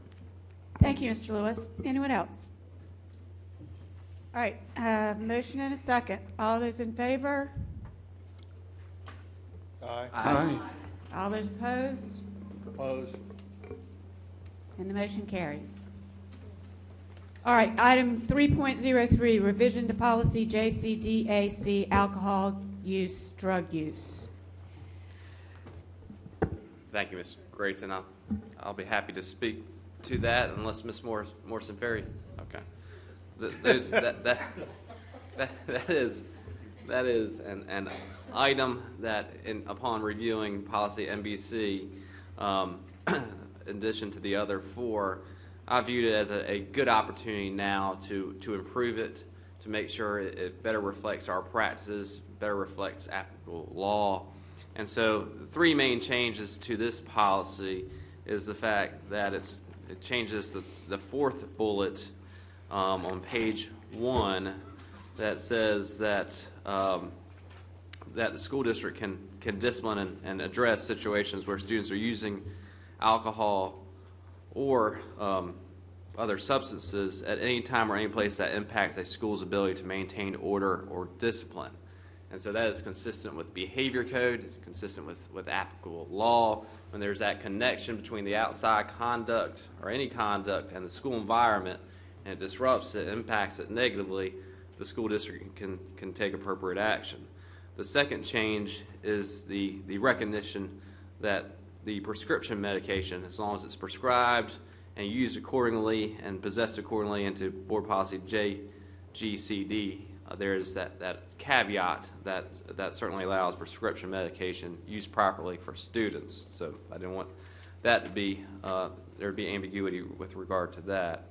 The third change, and I believe it's a very positive change, is just recognition in the last line, last two lines of this policy, with the affirmation that school counseling services are available to students who might be suffering from drug or alcohol problems, and also the recognition that students can be referred to partners that we have, programs in the community that could also provide assistance and support for those students who might be experiencing drug and alcohol issues. So those are the three changes to that policy. Thank you, Mr. Webb. Questions? Madam Chairman, Mr. Sailors. I make a motion to approve the revision of board policy JCDAC as recommended. I have a motion. Second. I have a motion and a second. Any discussion? Ms. Wells? So, Mr. Webb, help me out with the fourth bullet where we say we've changed what how we've written the circumstance from during any trip or activity sponsored to at any time or in any place that impacts a school's ability to maintain order and discipline. So help me out with that change and what that change means. So, from my view, the second and fourth bullets, the old fourth bullet, very similar in language. Because the second bullet, any school-sponsored activity, function, or event, whether on or off school grounds, would cover a school-sponsored field trip, for example, that was recognized in the fourth bullet. So in many ways, it was duplicative. What I wanted to focus on is the idea, for example, if a student were to consume alcohol in the evening, come back onto school campus intoxicated, the school could certainly take appropriate disciplinary action because of that conduct. So when there's off-campus, for example, activity that has a connection to the school environment, school operations, school safety, then the law, whether it be as recognized in the Fourth Circuit clearly in the Kowalski case and other court cases, school districts can take appropriate action. Okay. Okay. And then in the bolded sentence, so is that something we've already been doing, really? Is kind of just making our own, was that already in there, I guess? It's bolded, so I didn't remember That's ever correct. having a policy that had something bolded in it before. It was currently in there. Okay. So that's in line with what we're currently doing. And then, there was one more. When the sentence where we're adding the next to the last paragraph, any student who violates this policy is subject to the district's discipline policies. Is that giving any additional latitude to the administration beyond the next sentence, which says the administration will recommend students for expulsion? So what's the significance of adding that sentence? No, I do not believe it changes the next sentence. I believe it still refers back to the behavior code, JCDA, for example, with regard to a student who violates, whether it be a possession or the consumption or the dissemination, distribution of alcohol or drugs. Okay, so you're just trying to bring clarity to. That's right. You follow discipline policies, and then you have the, okay, thank you. Thank you, Ms. Wells. Mr. Lewis? Just one question to follow up on bullet number 4. So I know that one of the challenges we've seen, particularly with high school safety, has been issues occur off campus that then do spill over onto campus. And so are we saying that if a student is under the influence of alcohol off campus and that behavior spills over the next day into some sort of fight on campus, that they could be cited by this policy here? I mean, because it says at any time it has any effect on our schools, it seems sometimes their behavior away from campus does have an effect on our schools, causing schools to go into lockdown or causing fights. Can this policy be interpreted that way, as giving us another reason to punish students for their behavior away from school? Well, and I do want to preface this by saying that every situation can be different and unique. And what I train and we all work to look at situations individually, specific facts and that kind of thing. But the idea behind this bullet is if there is off-campus conduct that spills back in, and it's whether it's possession, use of alcohol or drugs, and it impacts specifically, there's that connection and that nexus between the two, between the outside conduct and the school environment, and negatively impacts it, then we can address it. Now, how we address it would be within the behavior code and other policies. But then that would give us the authority to address it if there's that connection between the two. Now, a student just having alcohol and then the next day coming on campus, on Friday night, and then Monday coming on campus to go to class, I don't see a connection between those two. There would have to be more. But that's where you look at the individual circumstances to find that connection. Yeah, I guess the question, go ahead, Nancy. Sorry. It's just one more question. But I'm going to extend for 5 minutes. just the scenario I'm thinking of is high school kids are at a party on Saturday evening and they get drunk, and 2 high school kids get into a fight with each other, and that fight spills over to Monday morning where they see each other again and are in a fight. Are we going to be able to cite them for some sort of violation of our alcohol policy because that alcohol led to the fight that spilled over to Monday? I just want to make sure that We'd cite them for the fact that their behavior carried over and created disruption in school. okay. The one that occurs much more frequently than anything else right now is people who say things on social media. Yeah. They didn't say it at school. Didn't necessarily say it to somebody who was sitting at school when they said it, but they said something on social media that created a disruption that carried over into school. That's the one that happens most commonly. And we currently are already addressing those. That simply cleans up the language a little bit. Okay, so just to clarify, it sounds like we're not going to specifically designate drinking on a Saturday causing a fight as something we would punish somebody for. That's correct. at school on No Monday. more than somebody going on Snapchat, Right. having Okay. a drink at the same time. It's the underlying message or conduct that occurs. Okay, thank you, Madam Chairman. Thank you, Mr. Lewis. Anyone else? All right, all those in favor of the motion to approve revision of board policy JCDAC, say aye. Aye. Those opposed? No. The motion passes. Next item on the agenda is item 3.04, revision of policy KM, visitors to schools. Mr. Webb? Thank you. This, similar to the last policy, was also a good opportunity to revise this policy. And as you can see in item number 4, it does mention the exception that was approved just by the Committee of the Whole now with Board Policy NBC, the very restrictive ability to lease it to serve alcohol at Roper Mountain Science Center. So that is referenced in Section 4. Other areas of this policy have also been revised. Most importantly, from my view, is number 1, it's cleaned up the language in C, which is more or less old language from the Disturbing Schools statute, and cleans it up with that better reflects our practices and the legal standard behind asking visitors to leave campus. So for both A, B, and C, certainly provides the ability for administrators to direct visitors to leave the premises. Also, at the bottom of the first page, the underlying language, it references state law and the ability for schools in order to promote and enhance school safety to search visitors, individuals that come onto campus when there's reasonable suspicion to do so. And so that just confirms and reaffirms state law. So those are the substantive changes to that. Thank you, Mr. Webb. Do you have a maker? I do, Madam Chairman. Mr. Sailors? Make a motion to approve the revisions to Board Policy KM as presented. Do I have a motion? Do I have a second? Second. Have a motion and a second. All those in favor, please say aye. Discussion. Oops. Any discussion? Ms. Wells?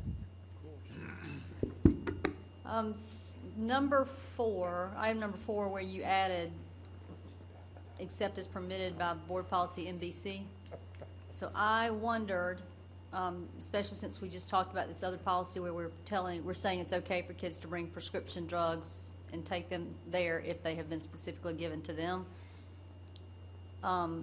Give me this feedback, Mr. Webb, and then I'll decide if I want to make an amendment. That what if we instead said no weapons, alcohol, or drugs may be brought onto school property except as specifically authorized by board policy or law?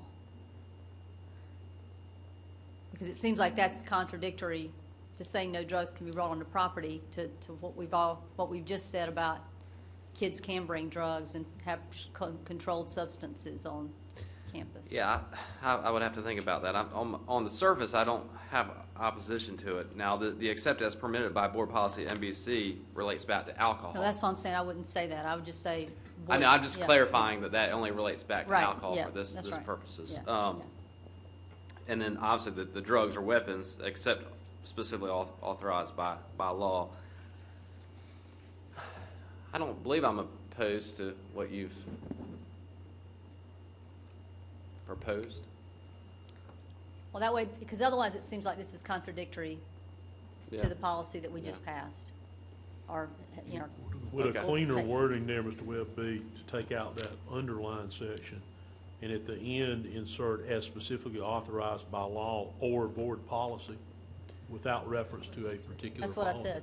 Yeah, yeah, yeah. Uh-oh, you Look feel at that. taken away? Just alike. You and me, we're I'm just getting alike. out, I'm moving, I'm getting out between y'all. So No, I'm not opposed to there that. should be no I think that's problem fine. with it. Well, I want to offer that amendment, and then, Mr. Webb, if between now and 2 weeks from now, when it goes to the board, if you see some other issue with it, then if you let me know, I'll make it. If the amendment passes now, I'll make that.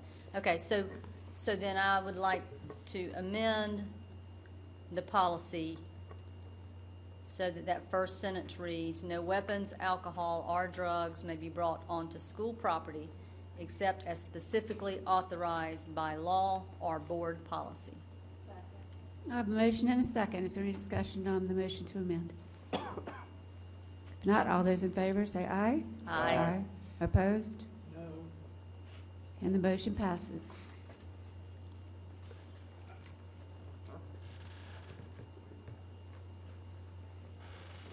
All right, do I have to go back to the main motion? I don't. We're done. Main motion is revised. Am I done with the main No, motion? you have to. Wait a minute. Okay, now I have to go back to the main motion. So, a motion to approve the revision of board policy KM as amended.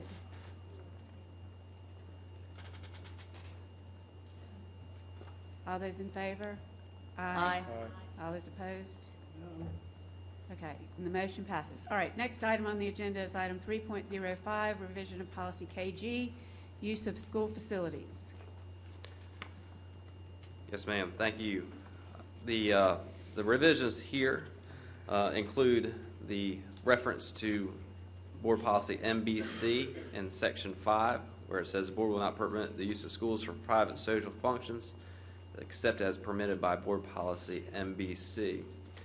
The other changes to this policy, the first paragraph recognizes the ability for other groups, community groups, to lease facilities, including, it was previously just mentioned, partisan political events, but also nonprofit civic clubs, service clubs, churches, religious organizations, and governmental agencies, all within the confines of the parameters in this policy. So that's been cleaned up. Also, Section 3 has been removed because I think that it's been covered now in the first paragraph. And in Section 8, it recognizes, which has been the practice, that school support groups, such as PTAs and booster clubs, are exempt. They don't have to lease the property. They, given the unique and special relationship with the school and supporting the school financially and otherwise, can use the premises without charge. And those are the substantive changes to that policy. Thank you, Mr. Webb. Do I have a motion to approve the revision of board policy KG? Madam Chairman, Mr. Sailors. make a motion to approve the revision of board policy KG as presented. Thank you, Mr. Sailors. I have a motion and a second. Is there any discussion? Question? I don't understand, I may not have heard it right. Shanley. Yeah, I'm sorry. Sorry. I may not have heard it right. Does this policy just, in summary, does this policy say that you can or cannot lease school facilities to church groups and things of that nature? It says you can. You can, Can. but it has to be for free? No, the school support groups, booster clubs, PTA, is free without charge, given the connection between the school district and that group, or the school and that group. Other groups, including religious organizations and other groups, would lease school properties and facilities, just like they have been for decades, Right. in accordance with other restrictions and parameters in this policy. Would they be able to serve communion if it's real wine? I'm not sure I've ever had that question before. What was the question? Not unless you change your policy, Yes, or unless they have it at Roper Mountain. that's right. I would say that is correct. Thank you, Mr. Chambly. Ms. Wells? Yeah, Doug, help me with the difference between number 2 and number 4, what we're saying in one versus the other. So school buildings and facilities are available for use by the community. I believe they are consistent with each other. They're not meant to contradict. One is school buildings and facilities are available for use by the community for a reasonable fee, and when there's an agreement between the school district, and that entity. And then when number 4 really focuses on the money-raising ventures idea by that group. So I think that's the distinction.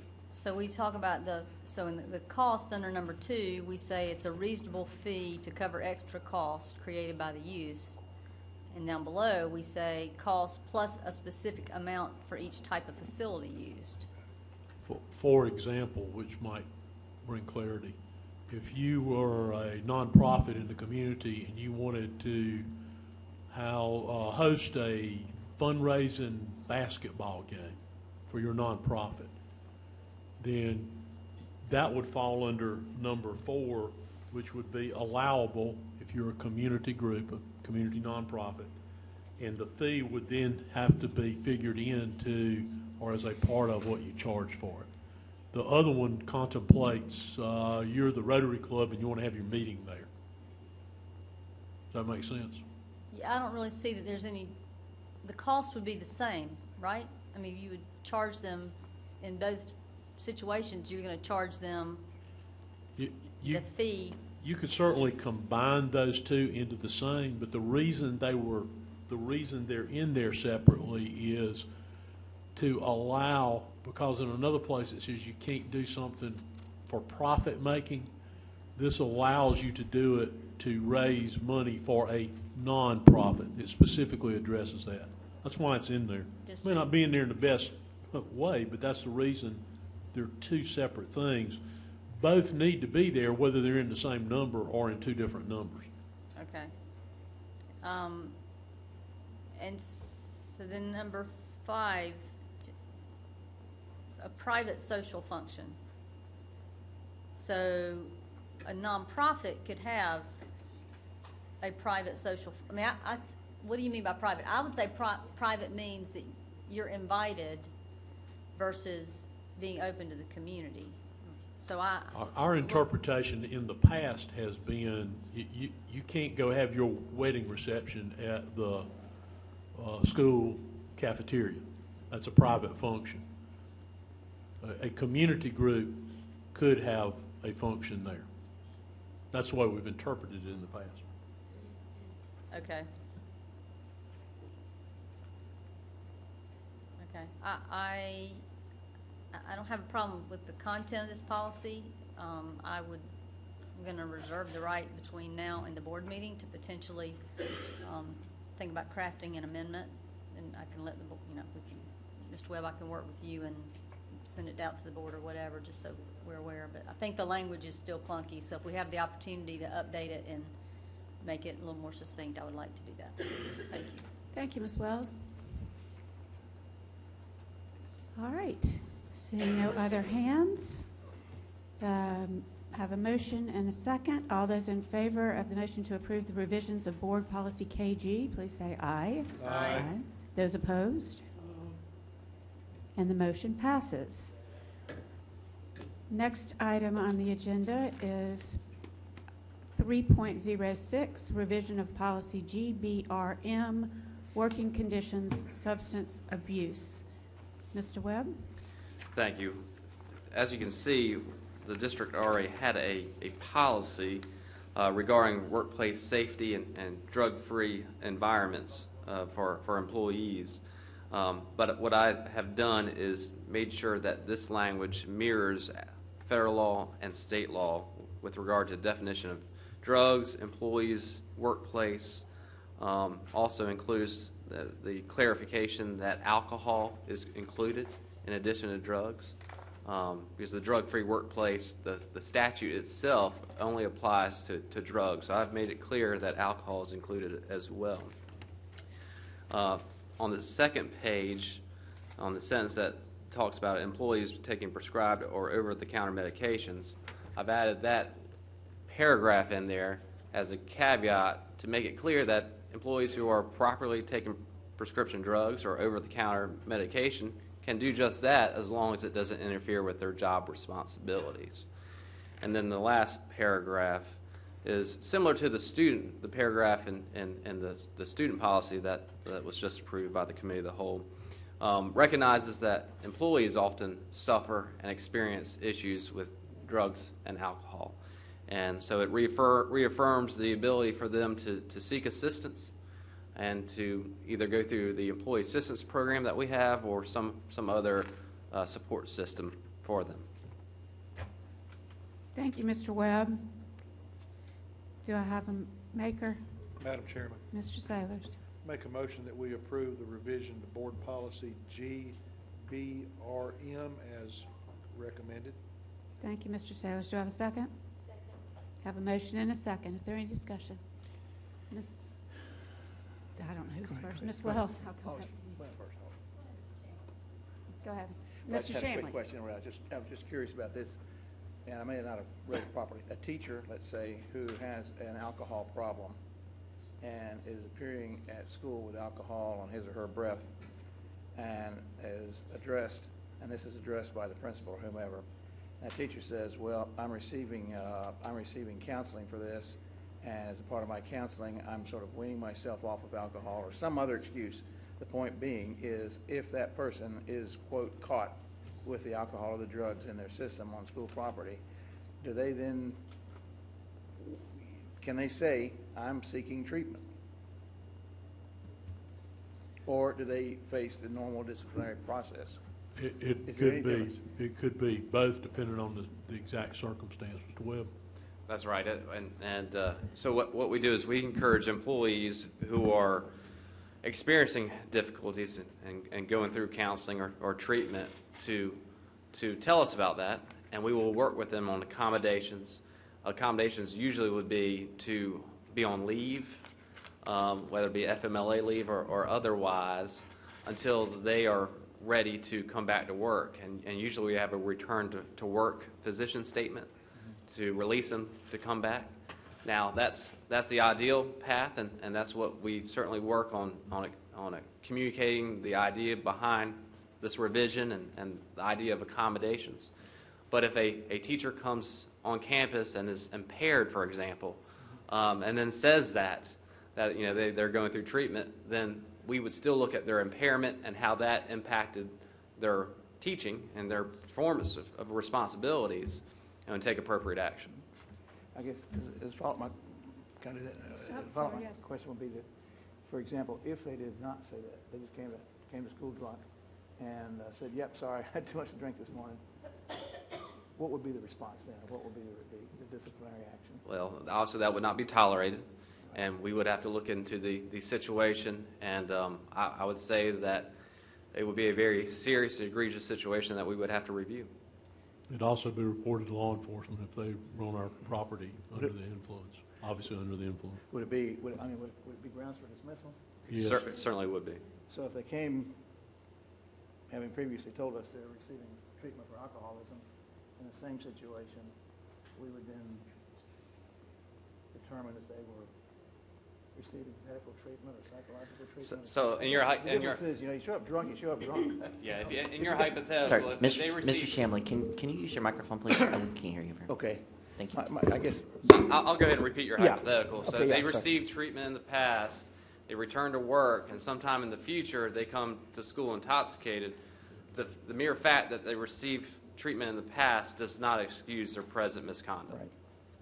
I guess my thought would be normally, you show up in school drunk, that should be a no tolerance, zero tolerance offense. And I don't know what the process will be to go through for it, but I would hate to see the excuse that, well, I'm sick and I'm having treatment and all this kind of thing be a way to get around the disciplinary committee or the disciplinary action, which would... That would not be the case. Yeah, our position, and it's aligns with case law and the current law on Americans with Disabilities Act and otherwise, Yeah. that a medical condition or an excuse for a reasonable accommodation never excuses misconduct. Okay, and that would clearly constitute misconduct. That's Okay. right. Thank you, Mr. Chamberlain. Ms. Wells? Yeah, well, so the first sentence says the district is committed to providing a drug-free and free learning environment and workplace. What do we mean by free learning? It probably relates back to drug, but it's probably not worded the best. And environment. Written by a hippie. What is it? What does that mean? Free learning? Yeah, I would have to go back and look at that. That's not worded correctly. I think there's some sort of Scrivener error there. Was it I supposed to think be it might alcohol have, free? I left think out it the word had at alcohol. one time said alcohol, and that word was left out. Would be my, Yes, Oh, yeah, okay. that's correct. In the final version, it did not transfer Okay. over. Is that considered a Scrivener's that you would? That would I be need to make that in would the- be a Scrivener's error. Okay, so that says the district is committed to providing a drug-free and alcohol-free or drug and Learning. alcohol. environment. And workplace. Okay, okay. And so drug and alcohol abuse in the workplace, in this case, is synonymous with use, because we're saying, is that right? You know, because somebody might say, well, I'm not abusing it. I'm just, Ms. Wells, I'm going to extend for 10 minutes to allow you and any other speakers to address this policy. Go ahead. yes. So is there a difference in No, that- abuse or use? I think the purpose behind the first paragraph is to be more introductory in nature. Okay. It goes on to say that no employee, the next to the last Right. sentence, no employee will unlawfully manufacture, distribute, dispense, possess, use, or be under the influence of alcohol or any drug in the workplace. Okay, and then we clarify with the prescribed medications further down. That's correct. Okay, okay, I'm fine. Thank you, Ms. Wells. Anyone else? Seeing none, all those in favor of the motion to approve the revision of policy GBRM as presented, please say aye. Aye. Those opposed? The motion passes. Next item on the agenda is item 3.07, Champions for Public Education Award nomination. Mr. Sailors. Madam Chairman, this is following up on some previous information that was distributed as a recognition of the Monsecours St. Francis Health System in partnership with Greenville County Schools related to Project Search. And I believe the material is there. The letter has been updated. And this will be a recommendation from us to the State Association. Thank you, Mr. Sailors. Do I have a maker? Madam Chairman, I make a motion to approve the nomination of Monsecours St. Francis Health System for the South Carolina School Board Association's Champion for Public Education Award. Second. I have a motion and a second. Is there any discussion? Seeing none, all those in favor of the motion, please say aye. Aye. Those opposed?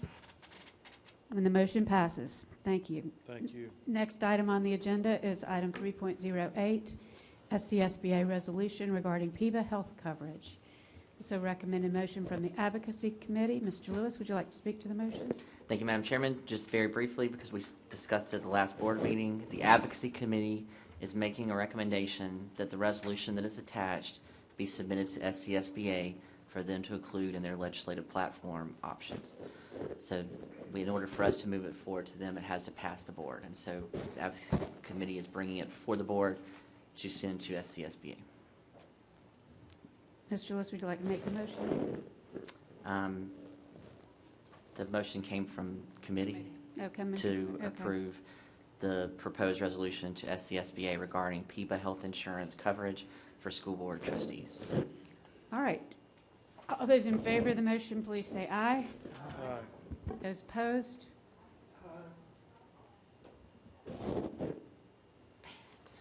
And the motion passes. And this concludes the administrative portion of our agenda. I'll turn it back over to you, Mr. Sailors. Thank you, Ms. Grayson. Our next item of business in order is the Building and Grounds portion, which is chaired by Mr. Shanley. Roy, it's all yours. Thank you. Mr. Chairman, I'd like to turn this over to Dr. Oyster for his input or Thank you, Mr. Chamberlain. Mr. Mills is here to answer any question you have about the facilities project updates. And then we have one action item following that.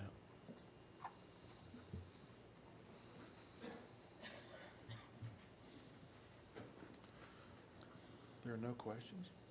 Gee, wow. No question? I'm sorry, yeah, if there are no questions, we'll accept that as a report. Thank you, Mr. Chamberlain. Well, hang on a minute. You didn't ask us if we had questions. Oh, I thought we did. I'm sorry, go ahead. We were waiting our turn to speak, Mr. Chairman. Very patiently. Just a clarifying question.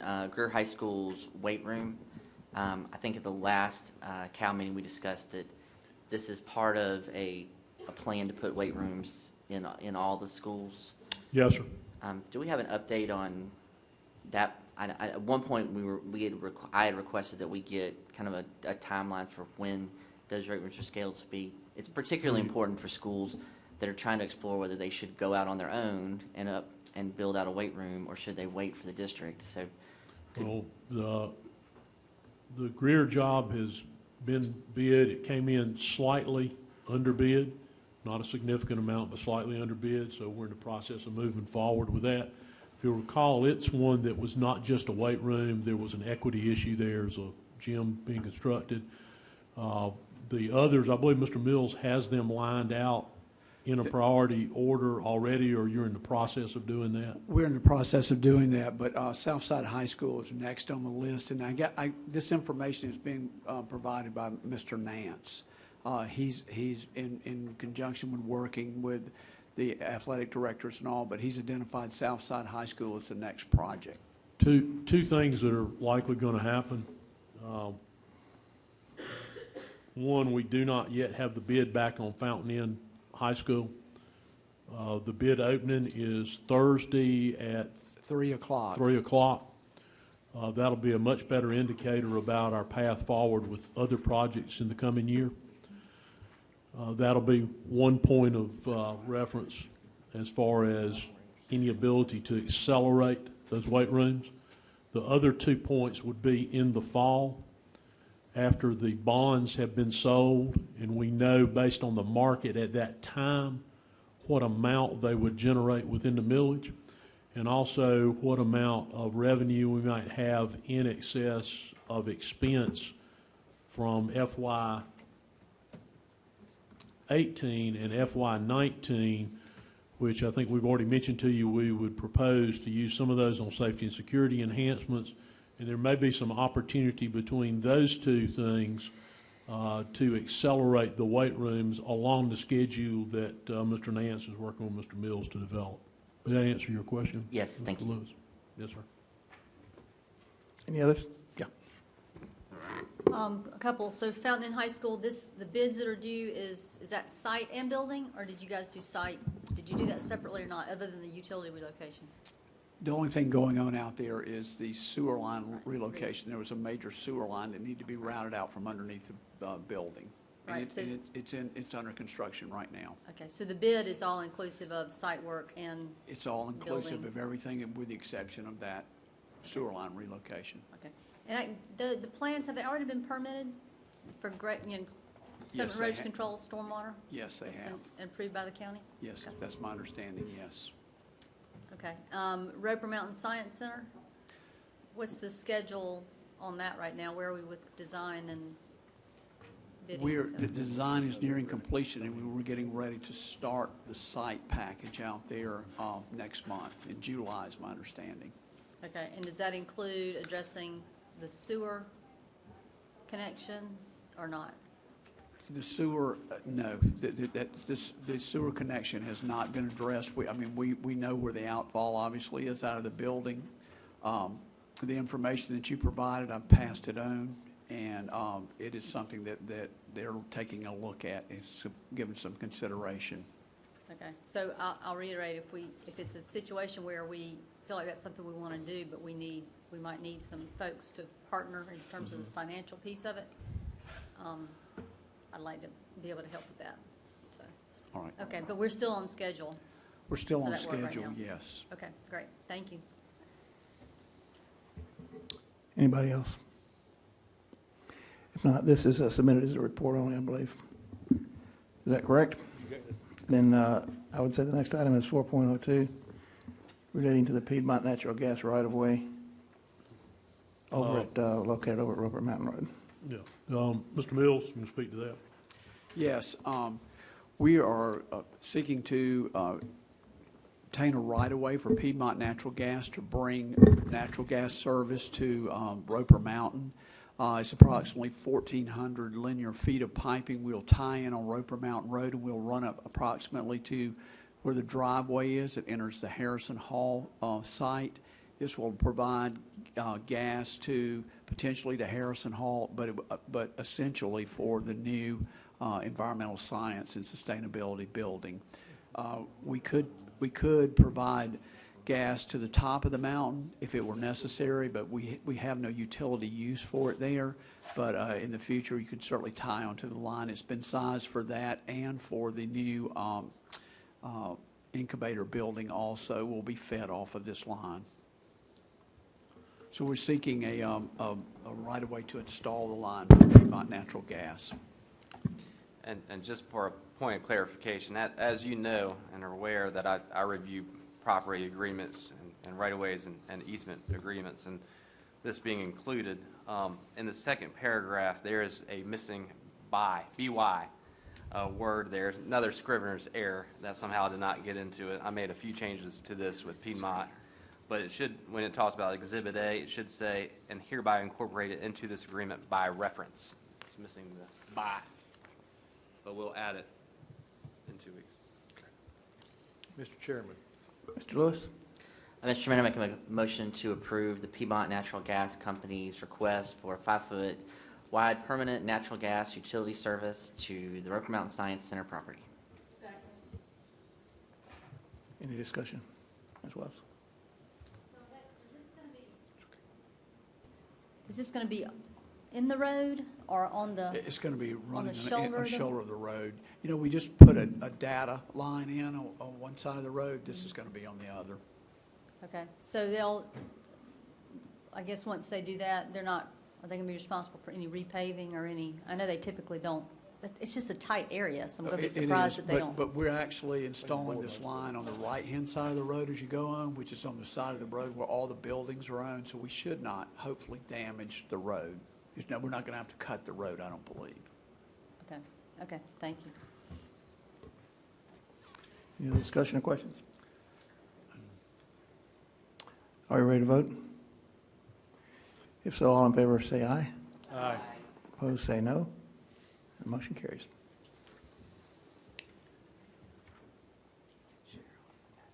That's it. You through, is that all of it, Roy? You ready? All yours. Okay, that concludes our business for the Committee of the Whole. Is there a motion to adjourn? I have a motion properly made to adjourn. Is there a second? Second. Have a motion properly made and duly seconded. All those in favor of the motion stated, please say aye. Aye. All opposed? And the motion carries. Now, we've got a special called meeting, so you need to go on the board docs for the called meeting. And let me pull that up, okay?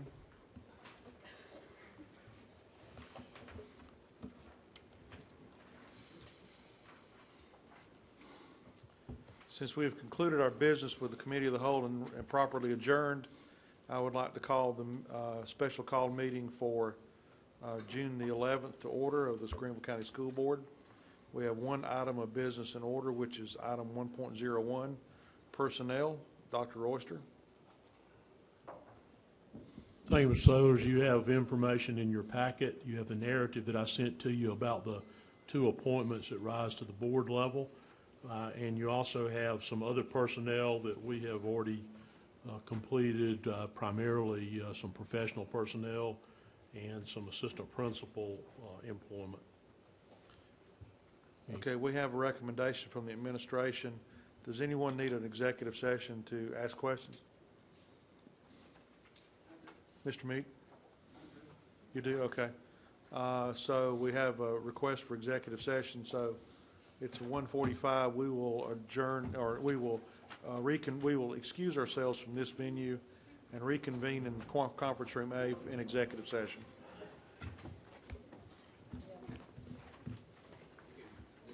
Without objection, is there no objection?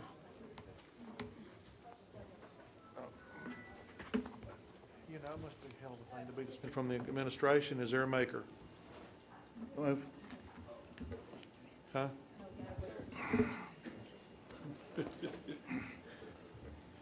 I wanted to make this motion. I expect to make it. I'll move.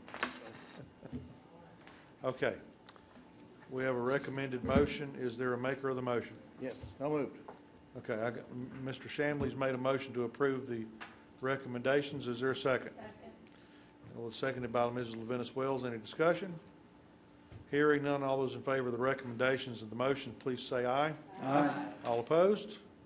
Motion carries. The chair will entertain a motion to adjourn. So moved. Is there a second? Second. All those in favor say aye. Aye. All opposed? Motion carries, and we are adjourned. Thank you very much. Thank you.